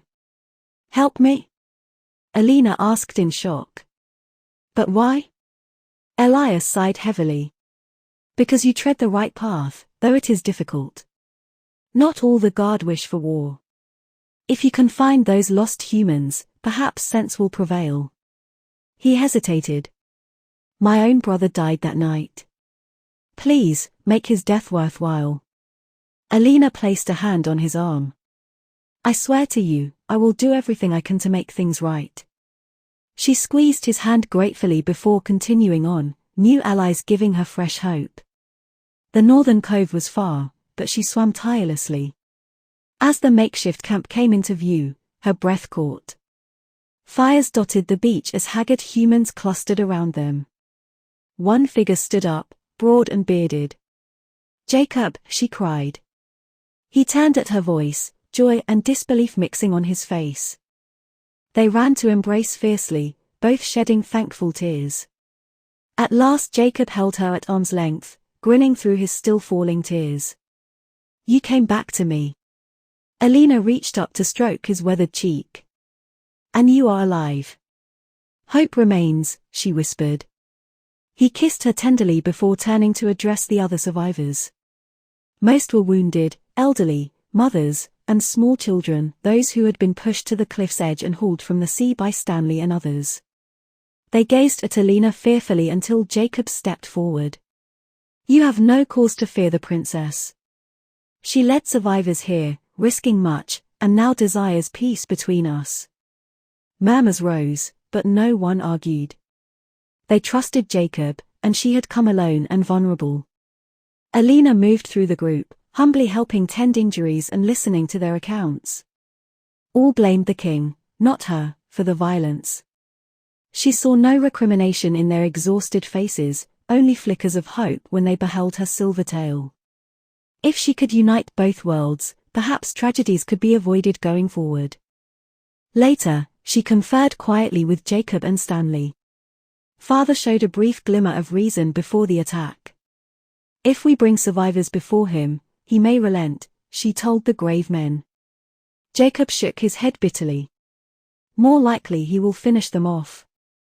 Stanley held up a hand. "Perhaps not. We must play to his sensibilities, show him how our kinds can coexist." The wise bard met Alina's eyes. "There may be an ancient rhyme to calm his temper. I will seek it out." Alina tried not to let her skeptical doubts show. So much relied on the capricious king seeing empathy. But she could not deny Stanley had worked magic on him once before at the market. They had to try. Plans made, Alina slipped away to prepare herself and the survivors for another attempt at peace. She was grateful beyond measure so many yet lived, giving her this one last chance to set things right. Perhaps a new era truly was still possible, if they could weather this final storm. She would be ready this time, ready to lead instead of cowering from her father's rages. Ready to stand strong for what was right. Alina caressed her pendant necklace, drawing strength from it.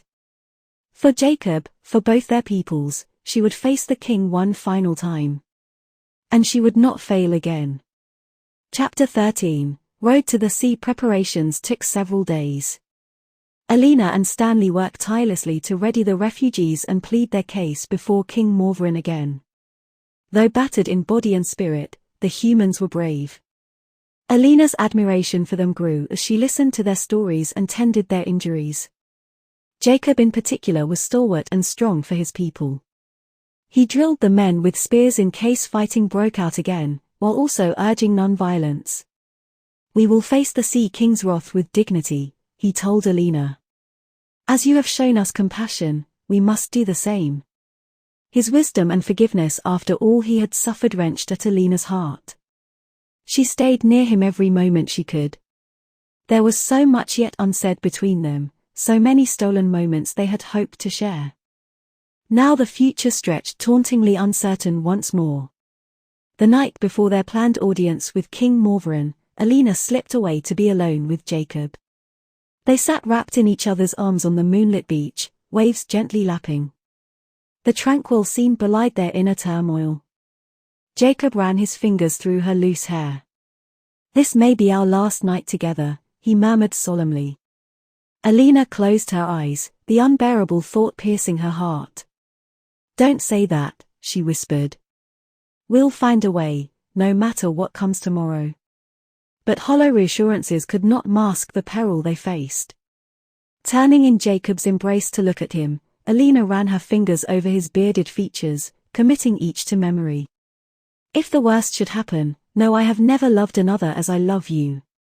Not for all the ages of this world." Jakob clasped her hand fast over his heart. "You are my soul, Alina. No matter where fate leads, I will find you again. Our hearts are as the tide, forever return to one another." He kissed her desperately, with all the passion of a dying man's last wish. When they finally parted, tears dampened both their faces.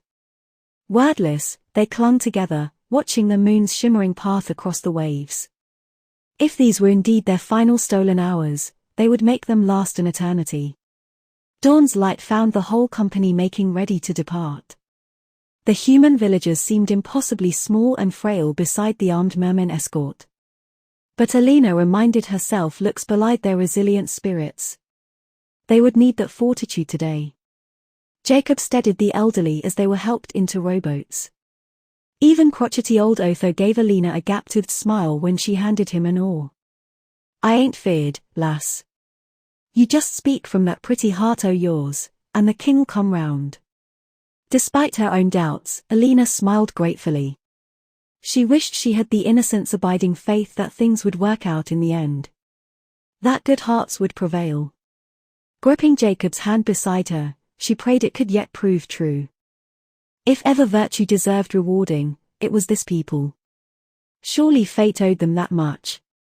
The time had come. Flanked by Jakob and Stanley, Alina dove beneath the waves, leading her motley flotilla of humans. Fish darted away in alarm and merfolk gaped at the strange sight. But no one tried to intervene. As the palace spires came into view, Alina's gut twisted with anxiety. She glanced back at the bedraggled villagers' determined faces. They would follow wherever she led, even to their possible doom. She must prove worthy of that trust. Guards barred their path at the throne room entrance. Captain Elias lingered to the side, flashing Alina an encouraging look before slipping away. She took a deep breath. "Let us pass. We have come once more to parley with the king." The guards bristled, spear tips lowering to block further progress. His Majesty will not be disturbed. He does not meet with your kind." Their scorn raked over the group. Jacob strode forward, hand raised placatingly. "We seek only discussion, not conflict. If the great king refuses even to exchange words, what does that say of his power?" Invoking Morveran's pride seemed to work. The guards shifted uneasily, then reluctantly moved aside.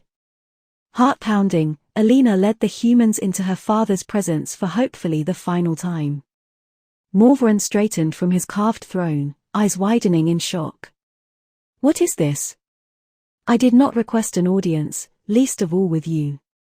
He gripped his trident tightly, danger glinting in his expression. Alina spoke up boldly. "Father, we come unarmed and in good faith. Only to talk." She motioned the humans forward. "These innocent ones you tried to slaughter still believe we can find common ground." Facing her father's glare steadfastly, she prayed her courage would hold. The king peered closer at the ragtag villagers, as if unable to comprehend their existence. His gaze fixed on where Jacob stood stalwart at Alina's side. "You," he rumbled. "I remember you." Jacob inclined his head slightly. "Indeed, your highness. And though your soldiers left me for dead, I yet hope we can end this cycle of violence." He kept his tone mild, but intensity blazed in his eyes. Morveran's lips curled in a sneer. "As if you petty lives matter. I could end you with but a thought." He hefted the trident menacingly. The humans shrank back under its glow. "My king, if I may suggest." Stanley swam forward, arms spread beseechingly. "Might we share a song together? Music has charms to soothe even the most savage heart." The king eyed him scornfully, but finally sat back. "Very well, play your tune. It will not change my mind." Stanley nodded graciously and strummed his lyre. Alina recognized the ancient verse of peace as he sang. The lyrical notes filled the hall, reverberating gently off the coral columns. Despite himself, Morveran's harsh expression softened slightly. Alina allowed herself an ember of hope. Perhaps Stanley's magic was working. As the last notes died away, no one dared break the fragile silence. At last the king stirred. "A pretty song," he conceded gruffly. "But it changes nothing.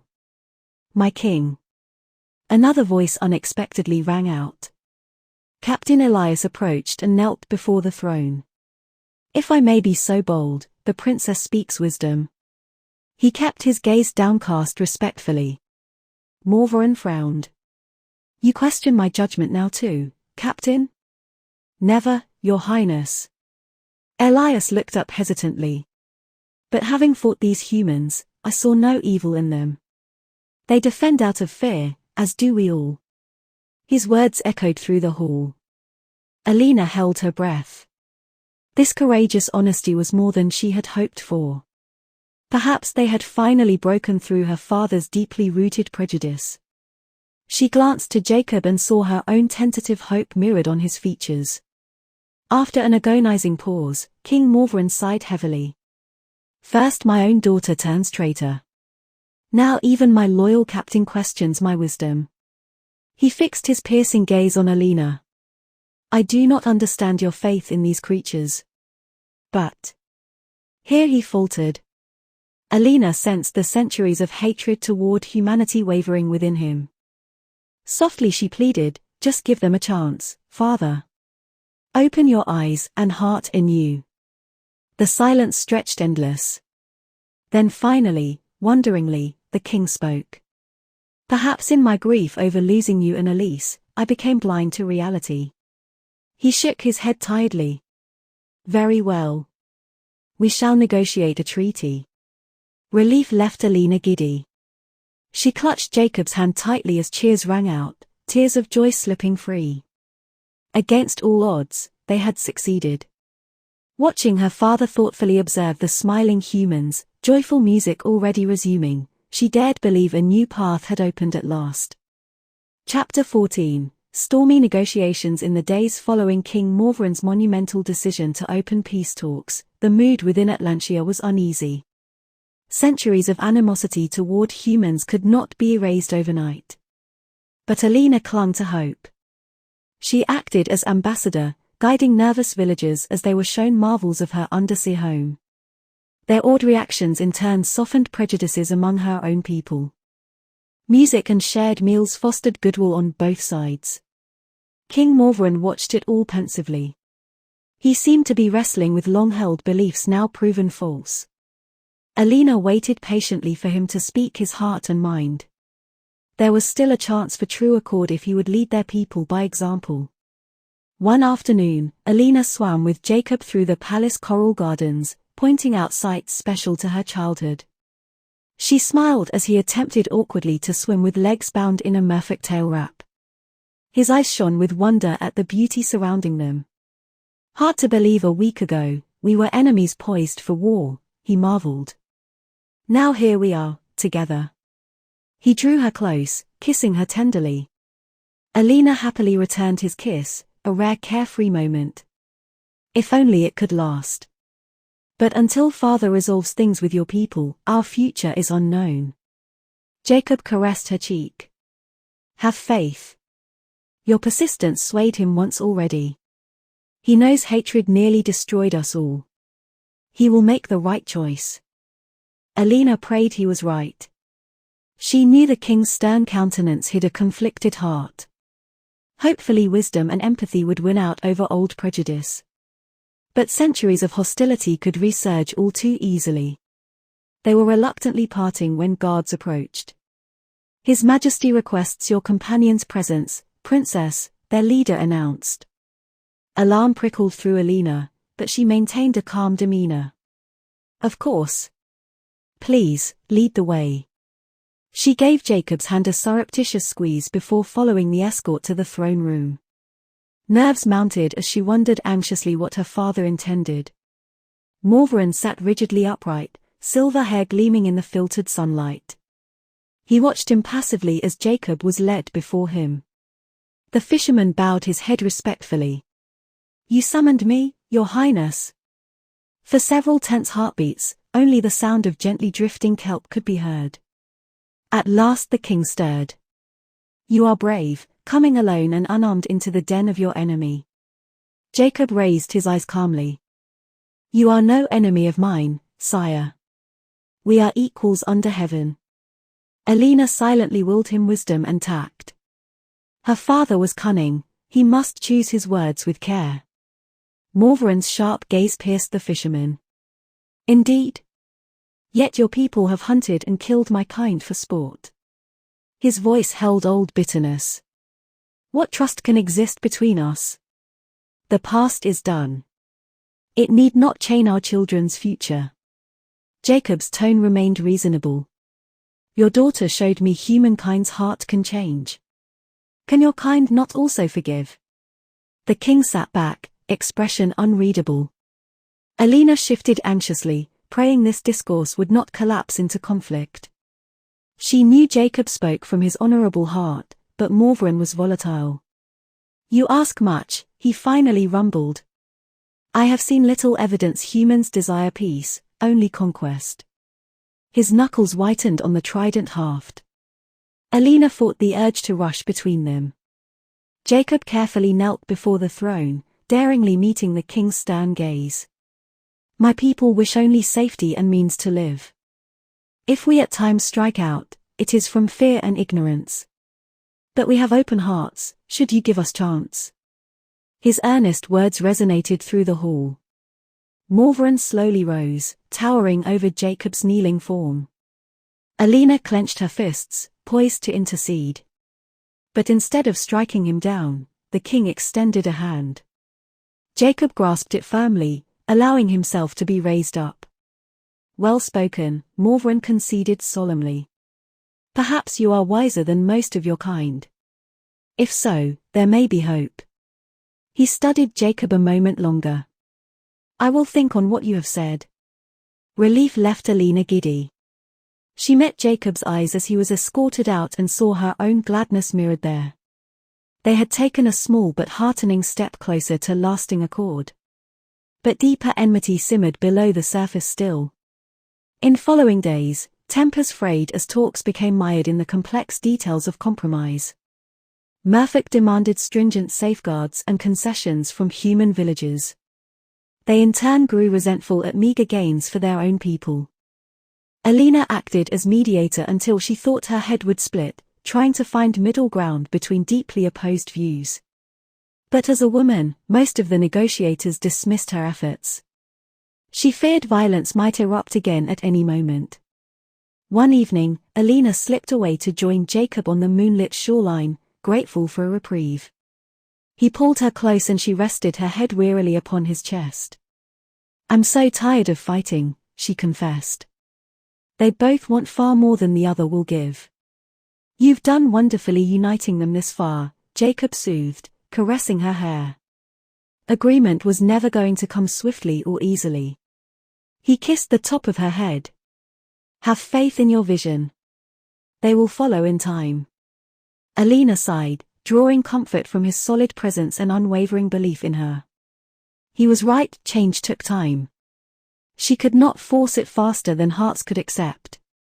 Leaning up to meet his lips, she let the worries of negotiations slip away for a blissful moment.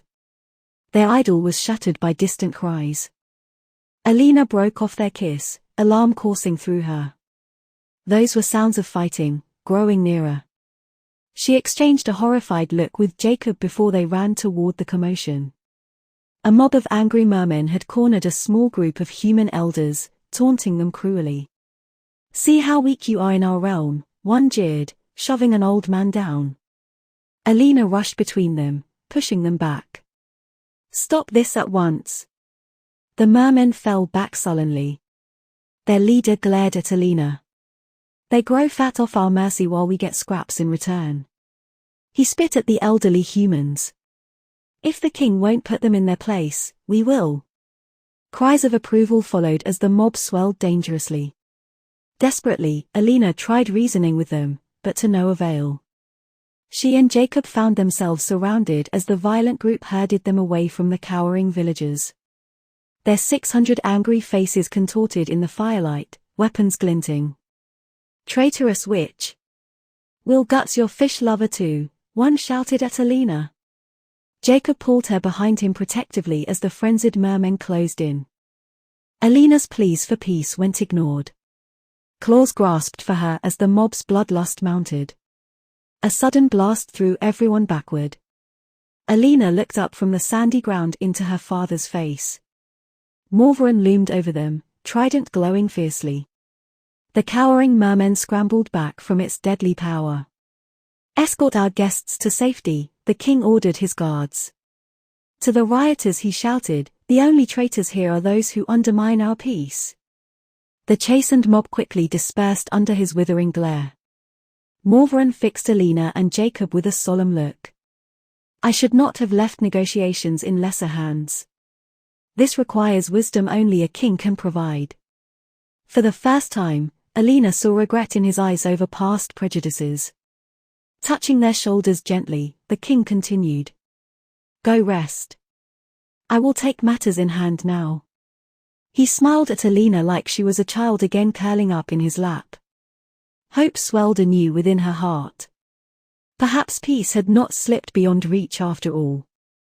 Chapter 15. A deal struck. Alina could scarcely sleep that night, anxiously awaiting the outcome of her father's intervention. The riots proved how tenuous their unity still was.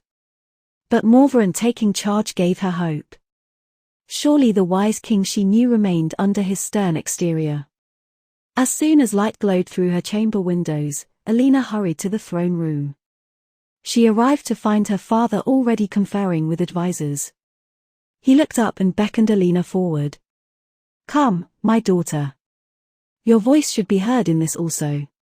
Heart lifting, Alina joined the debate around priorities and compromises.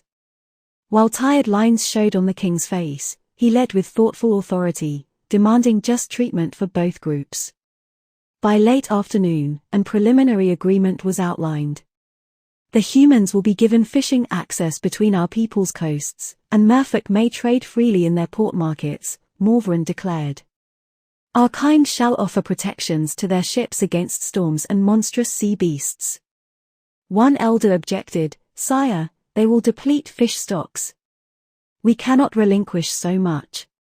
The king raised a hand. Their numbers are far fewer. There is ample for all. He gave a stern look around the room. Cooperation must replace old hatreds. Only then will all flourish. His firm wisdom brooked no dissent. Alina glowed with pride for her father. Glancing between merfolk and human representatives, she saw grudging acceptance. They knew King Morvaran negotiated fairly, even if the changes seemed too swift. Very well, we are decided, the king pronounced. Tomorrow we shall sign treaty and celebration will commence. Alina sat back, tension ebbing away. They had achieved more than she dared hope. Her gaze found Jacob's and they shared a smile of wonder. After so much strife, true unity was within reach at last. That evening Alina dined privately with her father. He regarded her fondly over his wine goblet. For so long blinded by hatred, now my own heir shows me light's path. He shook his head ruefully. You have your mother's brave heart. Alina reached over to squeeze his weathered hand. You united our peoples with wisdom and compassion. I am proud. The king nodded gravely. I pray this peace lasts beyond my reign. Promise me you will hold it steady. I swear to you, I will. Alina fervently vowed. Gladdened by his trust, she raised her own goblet. To our people's new era of harmony. Morvaran's sharp gaze turned solemn. Perhaps so. Yet sacrifice will be required. At her questioning look, he continued gently. The treaty is signed tomorrow. After, you must return with me below the waves. Your place is here, as future queen. The proclamation pierced Alina's heart. But father, I love him. We hoped. She trailed off despairingly. Dearest daughter. The king took her hand in his own gnarled ones. A queen must act for the good of all. Your Jacob will live out his days above, while you must rule here. His eyes held grave empathy. I am sorry, but there can be no divided heart on the throne. Tears spilled down Alina's cheeks as his words sunk in. Of course Jacob could not remain in her aquatic world forever. Their time was always fated to be fleeting. But she had desperately clung to hope. Now it felt a knife's twist, severing their joined futures. Morvaran patted her hand. Go to him tonight and take what joy you yet can. On the morrow, be strong. Our people will need their princess's courage. With melancholy understanding, he left her alone with her breaking heart. On leaden limbs, Alina made her way down to the moonlit beach. Jacob was waiting, face lighting up as she approached. But his smile faded at her devastated expression. Alina? What's wrong, my love? She flew into his arms, sobbing out all they must sacrifice tomorrow when peace was brokered. Still holding her close, the fisherman sighed heavily. I knew this time would come. But how it pains me to release you. He stroked back her hair, studying her intently through glistening eyes. Would that I could bind myself to you fully, become ma as you are. But the magic lies only in your blood. Drawing a shuddering breath, Alina placed her hand over his heart. This belongs to me, whatever happens. Just as I am forever yours, my love. Jacob clasped her fingers tightly. Then he was kissing her fiercely, as though to capture this moment outside of time and sorrow. All the words left unspoken passed between them. At last he pulled back, eyes reflecting the moonlit waves. Come. We yet have this night together. After you will be queen. But here and now, you are just mine. Alina let him draw her down to their secluded beach, where sighs and passion mixed with the murmuring tide. No matter what sacrifice tomorrow demanded, she would seize joy while it yet lay before them. Chapter 16. Bittersweet farewells. Dawn crept soft pink fingers across the tranquil sea. Alina traced them absently as she sat on the sand, Jacob's sleeping form beside her. This morning's events already cast their looming shadow. Soon she must rouse him so they could prepare. But not yet. She clung to these last serene moments. When the strengthening light could no longer be ignored, Alina gently shook Jakob awake. He drew her down for one final lingering kiss. "Take my heart with you today," he whispered against her lips. Eyes brimming with sorrow, they slowly dressed and walked hand in hand to the treaty gathering. In a sunlit palace courtyard, humans and merfolk mingled together, united after so much strife. Morvaran sat at an ornate table with village elders, solemnly signing the peace accords. Alina watched numbly, her roiling emotions too much to process. Jakob moved to stand with his people. As he released Alina's hand, their eyes met in a wordless farewell. Then her father was calling her forward to add her signature next to his royal seal. She forced back tears as she took the quill, feeling severed from all she loved. At last, the treaty was completed. Alina rose on wooden limbs to follow her father's lead, forcing herself to smile through formal speeches and cheers. Inside she was already miles away with her heart's desire. The polite celebrations seemed to stretch endlessly. When protocol was finally satisfied, Alina hurried to the beach, desperate for a private goodbye. To her grief, Jakob was already rowing away with the last contingent of villagers. On the horizon, his sail shrank smaller and smaller. Alina let her stinging tears flow unrestrained. She had not even been granted one final embrace. The cold finality of it pierced her soul. Her silent weeping turned to body-racking sobs. Familiar arms eventually enfolded her comfortingly. Alina turned into her father's chest, letting her grief pour out. He simply held her, hand-stroking her hair until the storm passed. When she finally quieted, Morvaran spoke. "There will be other loves, in time," he soothed gently. "You will heal and serve our people well. Jacob's spirit will remain with you, as your mother's does me." His words held soft empathy. Nodding numbly, Alina clung to that thought she and Jakob would share an unbreakable bond beyond this life. She must take solace there. Her people needed their princess now. This sacrifice was necessary for lasting harmony between their kinds. Composed once more, she turned to King Morvaran. "I am ready. Lead on." He searched her face, then nodded. Together they dove down into their sunlit realm. No matter that her heart remained ashore, Alina silently vowed to uphold their peace at any cost. The years passed swiftly. True to her private promise, Alina ruled justly when her aging father eventually handed the crown to her keeping. Though suitors pursued her, none touched her closely guarded heart. Jacob's face lingered there still. Her duties as queen were many, but Alina cultivated the fragile unity between merfolk and humans assiduously. Through diplomacy and wisdom she built her parents' fledgling accord into lasting harmony. There was still much suspicion below the surface, but she held fast when others grew distrustful. Every year on the anniversary of that bittersweet treaty signing, Alina swam up alone to the surface. Beneath the moon's soft light she would sing, low and mournful, one last love song for the gentle fisherman who had awakened her heart. She never knew if it reached Jakob across the years and waves. But singing kept his spirit alive within the depths of her soul. The tightness in her chest finally began to ease when she received news an emissary from the human kingdom approached.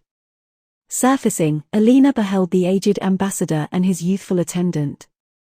Though wrinkled by time, his blue eyes were achingly familiar. "Queen Alina, I present my son, Jakob," he introduced with a knowing gleam. Heart leaping, she saw the resemblance to another face, still bright in memory. He bowed respectfully, a hidden smile playing on his lips. After so many years upholding duty, might she tentatively open her heart again? Alina returned his subtle warmth. If this was destiny's gift, she would accept it gratefully. "Welcome, Jakob," she greeted softly. Perhaps joy and heartache walked eternally hand in hand. But she would dwell in the light, carrying those who lit her way within. With this earnest young ambassador, the future felt bright with promise once more. Chapter 17. A tale regained sunlight filtered down through gently waving kelp fronds, illuminating the ocean floor where Alina sat deep in thought. She leaned back against a stone ridge, letting the current's gentle pull soothe her tumultuous emotions. Today marked 10 years since that bittersweet treaty signing on land. 10 years since she last saw her dear Jakob. Much had changed in the intervening decade. Her father was gone, lost to old age and heartbreak after her mother passed on. Now the crown rested upon Alina's brow. And with it came the heavy mantle of leadership she assumed in King Morvaran's stead. On the surface, Queen Alina portrayed the epitome of grace and wisdom ruling over a thriving kingdom. But beneath polished composure, she often felt the loneliness of her isolated position. Even a decade later, her heart secretly still belonged to a humble fisherman. This anniversary always brought melancholy. But this time, Alina felt a new restlessness stirring. A growing sense her work cementing bonds between their peoples was complete. Leadership could be passed to another. She had given so much of herself to safeguard unity. Might she now step back and seek personal happiness? Alina mulled over the thought, hope and uncertainty vying within her heart. As queen she had sacrificed any chance to be with Jakob. But the crown need not bind her forever. Perhaps it was time. Mind made up, she swam swiftly back to the palace. In her private chamber she drafted a speech abdicating leadership to her nephew and heir, a wise and trusted counselor. She would explain only that it was now time for new blood on the throne. Her people might interpret her departure as retreat from stress, but Alina knew in her heart she was grasping for what joy remained in life's too short span. She could guide from the shadows just as well. The kingdom was stable and strong. That evening in the vast throne room, Alina delivered the announcement that she would step down on the summer solstice in 3 months. Shocked murmurs raced around the pillars, but her tone brooked no dissent. It was decided. In following days, Alina worked closely with her successor to ensure a smooth transition. A weight seemed to lift from her shoulders as her long-held mantle of authority was incrementally transferred over. Soon she would be beholden only to her own heart. On the eve of the solstice, Alina swam restlessly through the coral groves she had played in as a child. She traced a hand over the smooth stone, remembering her mother's gentle laugh. So much time had passed, so much gained and lost. Now she could begin anew. When the ceremonial moment arrived, Alina removed her jeweled crown before the assembled court. As it passed to her nephew's brow, she felt only relief. His oaths of service washed over her. At long last, she was free. Quietly she exited the palace, heading into open waters as an unfettered mermaid for the first time in years. A laugh bubbled up inside her, pure and joyful. She swam circles exuberantly, the future filled with possibility. In a secluded cove far from the capital, Alina surfaced and pulled herself onto a rocky outcrop. Here she was unknown, unburdened by a royal's decorum. She tilted her face up to the setting sun's warmth. A new chapter of life lay before her. As purple twilight fell, Alina's thoughts turned north, toward a humble seaside village. She imagined Jakob there still, weathered face kind atop his fishing skiff. Her exile from duty was done. Might they find each other again? After so many years confined by obligation, she needed time to wander free and clear her mind. But someday she would seek that familiar shoreline. And if an aged fisherman yet lingered there, she would embrace him gladly, title shed forever like an ill-fitting scale. With new purpose, Alina sank below the waves once more as stars emerged in the violet sky above. The currents pulled her onward through silent mysteries. But at journey's end shone a bright beacon of hope. Wherever fate led in her newfound liberty, she would follow with open heart. The months slipped by faster than the darting fish Alina chased in carefree play, glorying in her unfettered life. She swam with pods of dolphins, raced whales, explored coral caves untouched for centuries. This was how life should be lived. When the deepening season called her north at last, Alina followed gladly. She navigated the rocky shore with senses tuned high for signs of a little seaside village. Most were empty save gulls and crashing waves.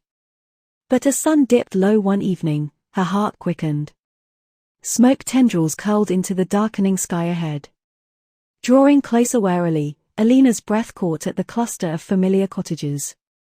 Could it possibly be the same place after so long? She listened intently and soon heard the rhythmic lap of oars. A small boat came into view. Alina swam closer, halting in the shelter of rocks. She watched the solitary man rowing return to shore. When he stepped from the boat, her heart nearly burst. The stance, gait, set of his shoulders, it was him.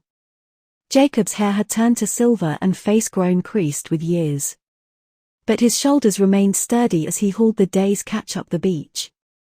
Alina ached to call out and run into his embrace. But anxiety held her fast. Too much time had passed. What if he resented her absence? Feared her return? No, she decided, watching Jakob's kind smile as a young boy ran to greet him. That was not his nature.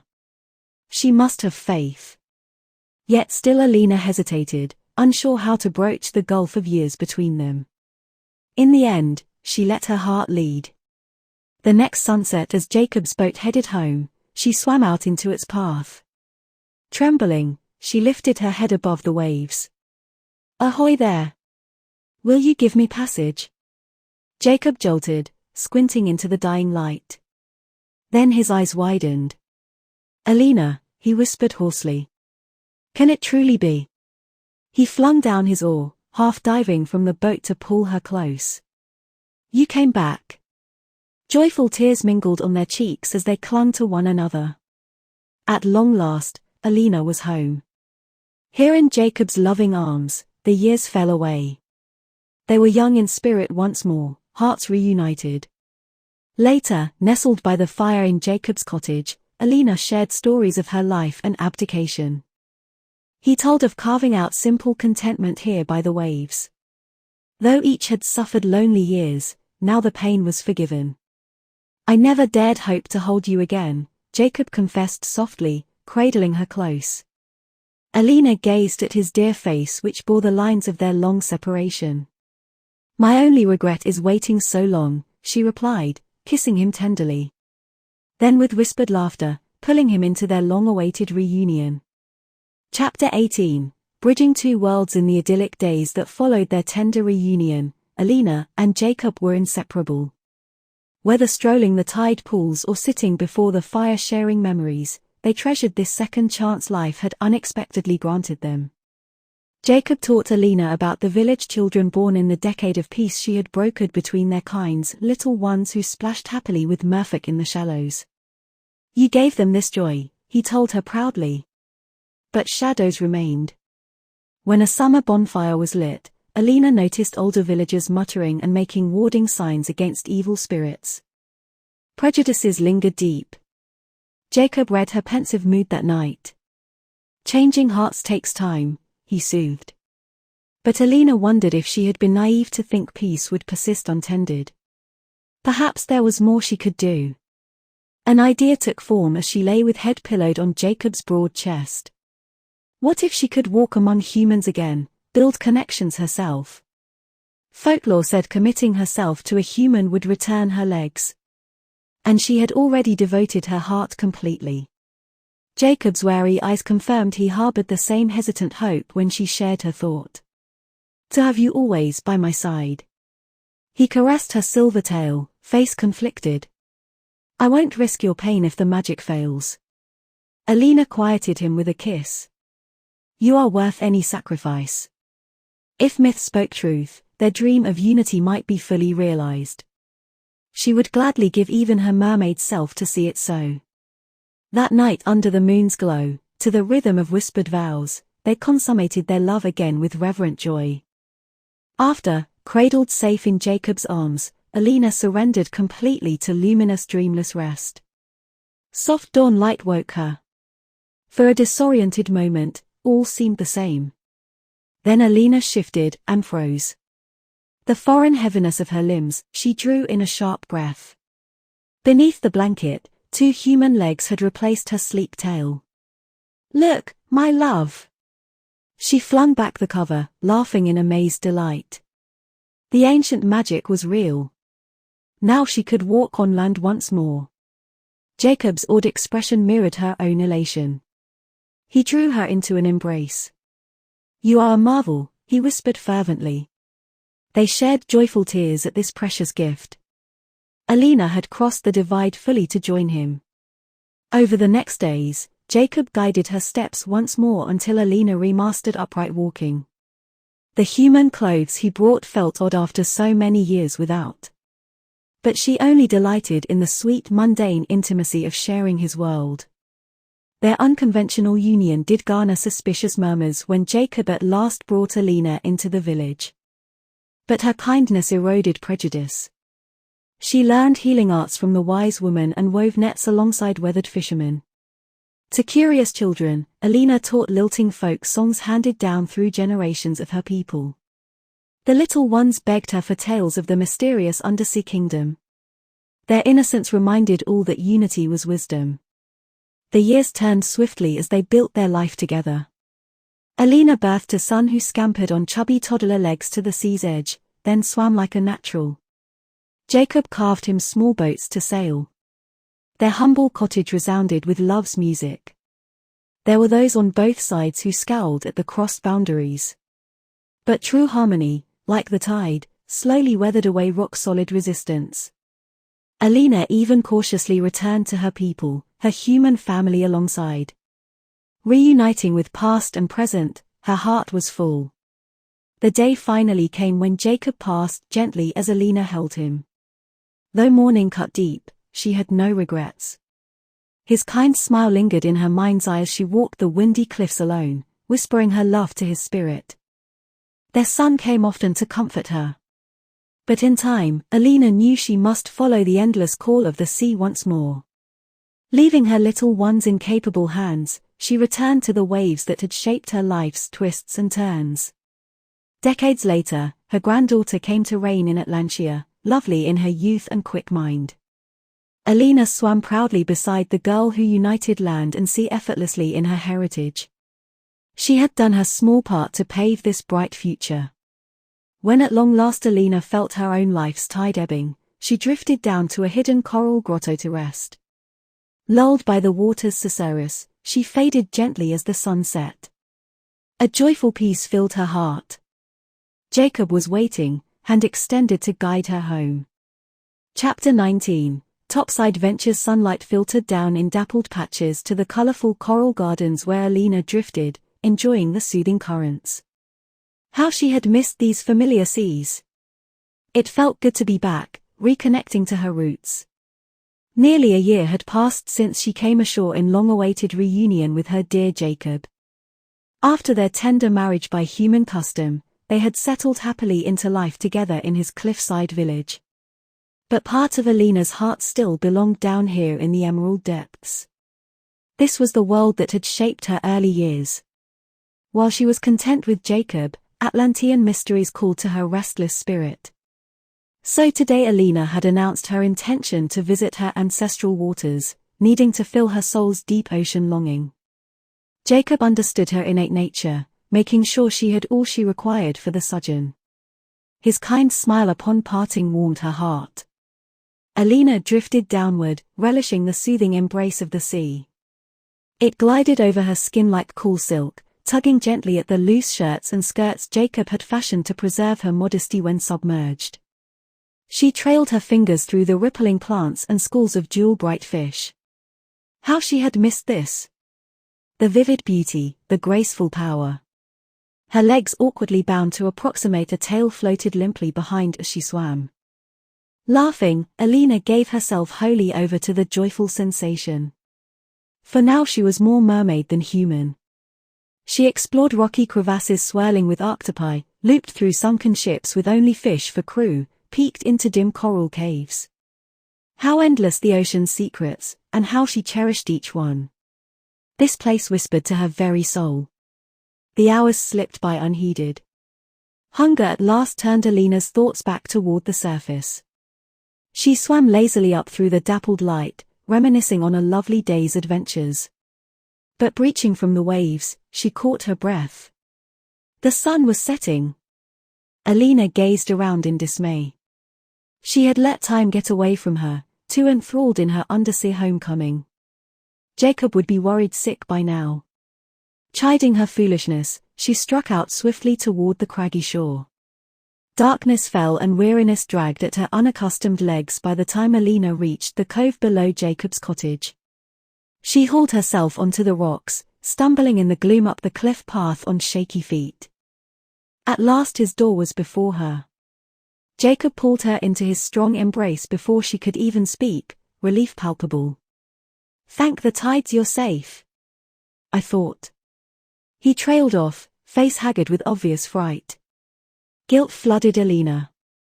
"Forgive me," she entreated. "The sea enchanted me and I lost track of time." She touched his cheek. "I never meant to alarm you so." With a shaky sigh, Jakob cradled her face. "No matter.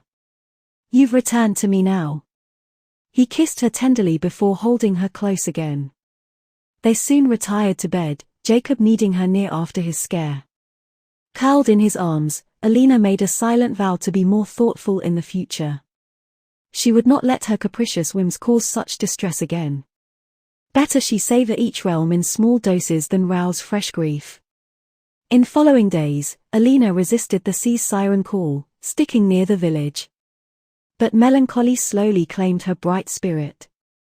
She grew distant and morose, the horizon's flat line too limiting. Her old life lurked at the fringes of thought. Gentle Jakob sensed the longing in her gaze toward the waves. "Go," he urged. "I understand it's your first home.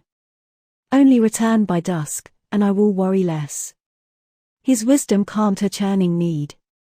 Yes, that was the proper compromise. The next morning Alina embraced him joyfully before plunging once more into liberating cool blue. She carefully marked the sun's path across the sky, allowing herself only a few hours below. It was bittersweet leaving, but Jacob's patient love kept her content. So a new routine took form. Alina would help with village chores or linger near Jakob when longing grew strong. When it became overpowering, she went to the sea. The two worlds remained in balance within her split soul. Her periodic return sparked nostalgic joy in the kingdom. Eventually even the suspicious king accepted Alina's strange choice, moved by her efforts bridging land and sea. All welcomed the little human touches she brought to her birthplace. And Alina's own heart found fulfillment in the harmony of dual lands she flitted between. The curse of being torn between had become a blessing. She had found home in the space between spaces. And that was enough. Chapter 20. A new era. A few fleecy clouds drifted across the azure sky as Alina walked the worn cliffside path, smiling to herself. Another lively village gathering had run late into the night. She was happy seeing old barriers fade between the villagers and their once feared merfolk neighbors. At first, tentative trade had rekindled connections. But over years of peace, real friendships had taken root. On both sides there were yet hardliners leery of cooperation. But young minds held only eagerness to learn about each other. Tonight's festival had been a heartwarming glimpse of that thawing distrust. Children of both races played together, elders retold half-forgotten tales, skilled artisans exchanged gifts. Few now recalled the dark era of violence. Alina's own little ones scampered about in and out of waves, accepted wherever their rambles took them. She looked forward to the day her son would take a bride, land or sea mattered not. He was a child of both. Reaching Jacob's cottage, Alina slipped inside to find him waiting up. She nestled happily into his strong embrace. "You should have seen the festival, my heart," she told him, eyes shining with joy. "Your people are forgetting old prejudices. We've achieved real unity." Jacob smiled at her obvious elation. You forget, they are your people too now, my pal. He stroked back a loose lock of her hair. But yes, it's heartening to see our community mingling freely these days. His easy inclusion warmed Alina. Though some still whispered against their unlikely union, she felt at home here now. And her dream of bridging land and sea had found fulfillment in the children who embodied that hope. In the quiet hours before dawn, wrapped safe in Jacob's arms, Alina let her thoughts drift like the hushing waves outside. She had overcome so much to reach this moment, this place of inclusion and balance. All the heartache seemed worth it now. Jacob's steady heartbeat lulled her to sleep. As she drifted off, visions played across her mind. Mer children laughing as they chased gulls through emerald shallows. Her own little ones scampering over rocks and sand without divide. An older version of herself, lines creasing her face, watching the young play from shore while strong beneath the sun. Perfect contentment filled her. The future felt bright with promise. Her eyelids grew heavy, placid dreams embracing her. The years passed swiftly, each precious. Alina's brood multiplied as her first baby married by land and sea. Both villages claimed the exuberant wedding as their own. Her strong young son took over fishing duties as Jacob's hands grew gnarled with age. He greeted Alina's half-human grandchildren with equal joy when they tumbled giggling through his door. Often Alina gazed out over the cliffs toward distant Atlantia, her heart in both places. She was welcomed as ambassador there, though now fully mortal. The magic had left her with Jacob. But deeper bonds remained. When her weathered husband finally closed his kind eyes for the last time, she mourned with those who loved them. He was laid to rest atop the windy cliffs near their home. Alina visited his modest grave marker often, whispering love for him on the ocean breeze. Even after her hair faded to silver and frame stooped, she walked the tidal pools her husband had shown her long ago. And when her own end drew close, her children from both worlds gathered around her bedside. Alina left them with these last smiling words: "We are one family. One people."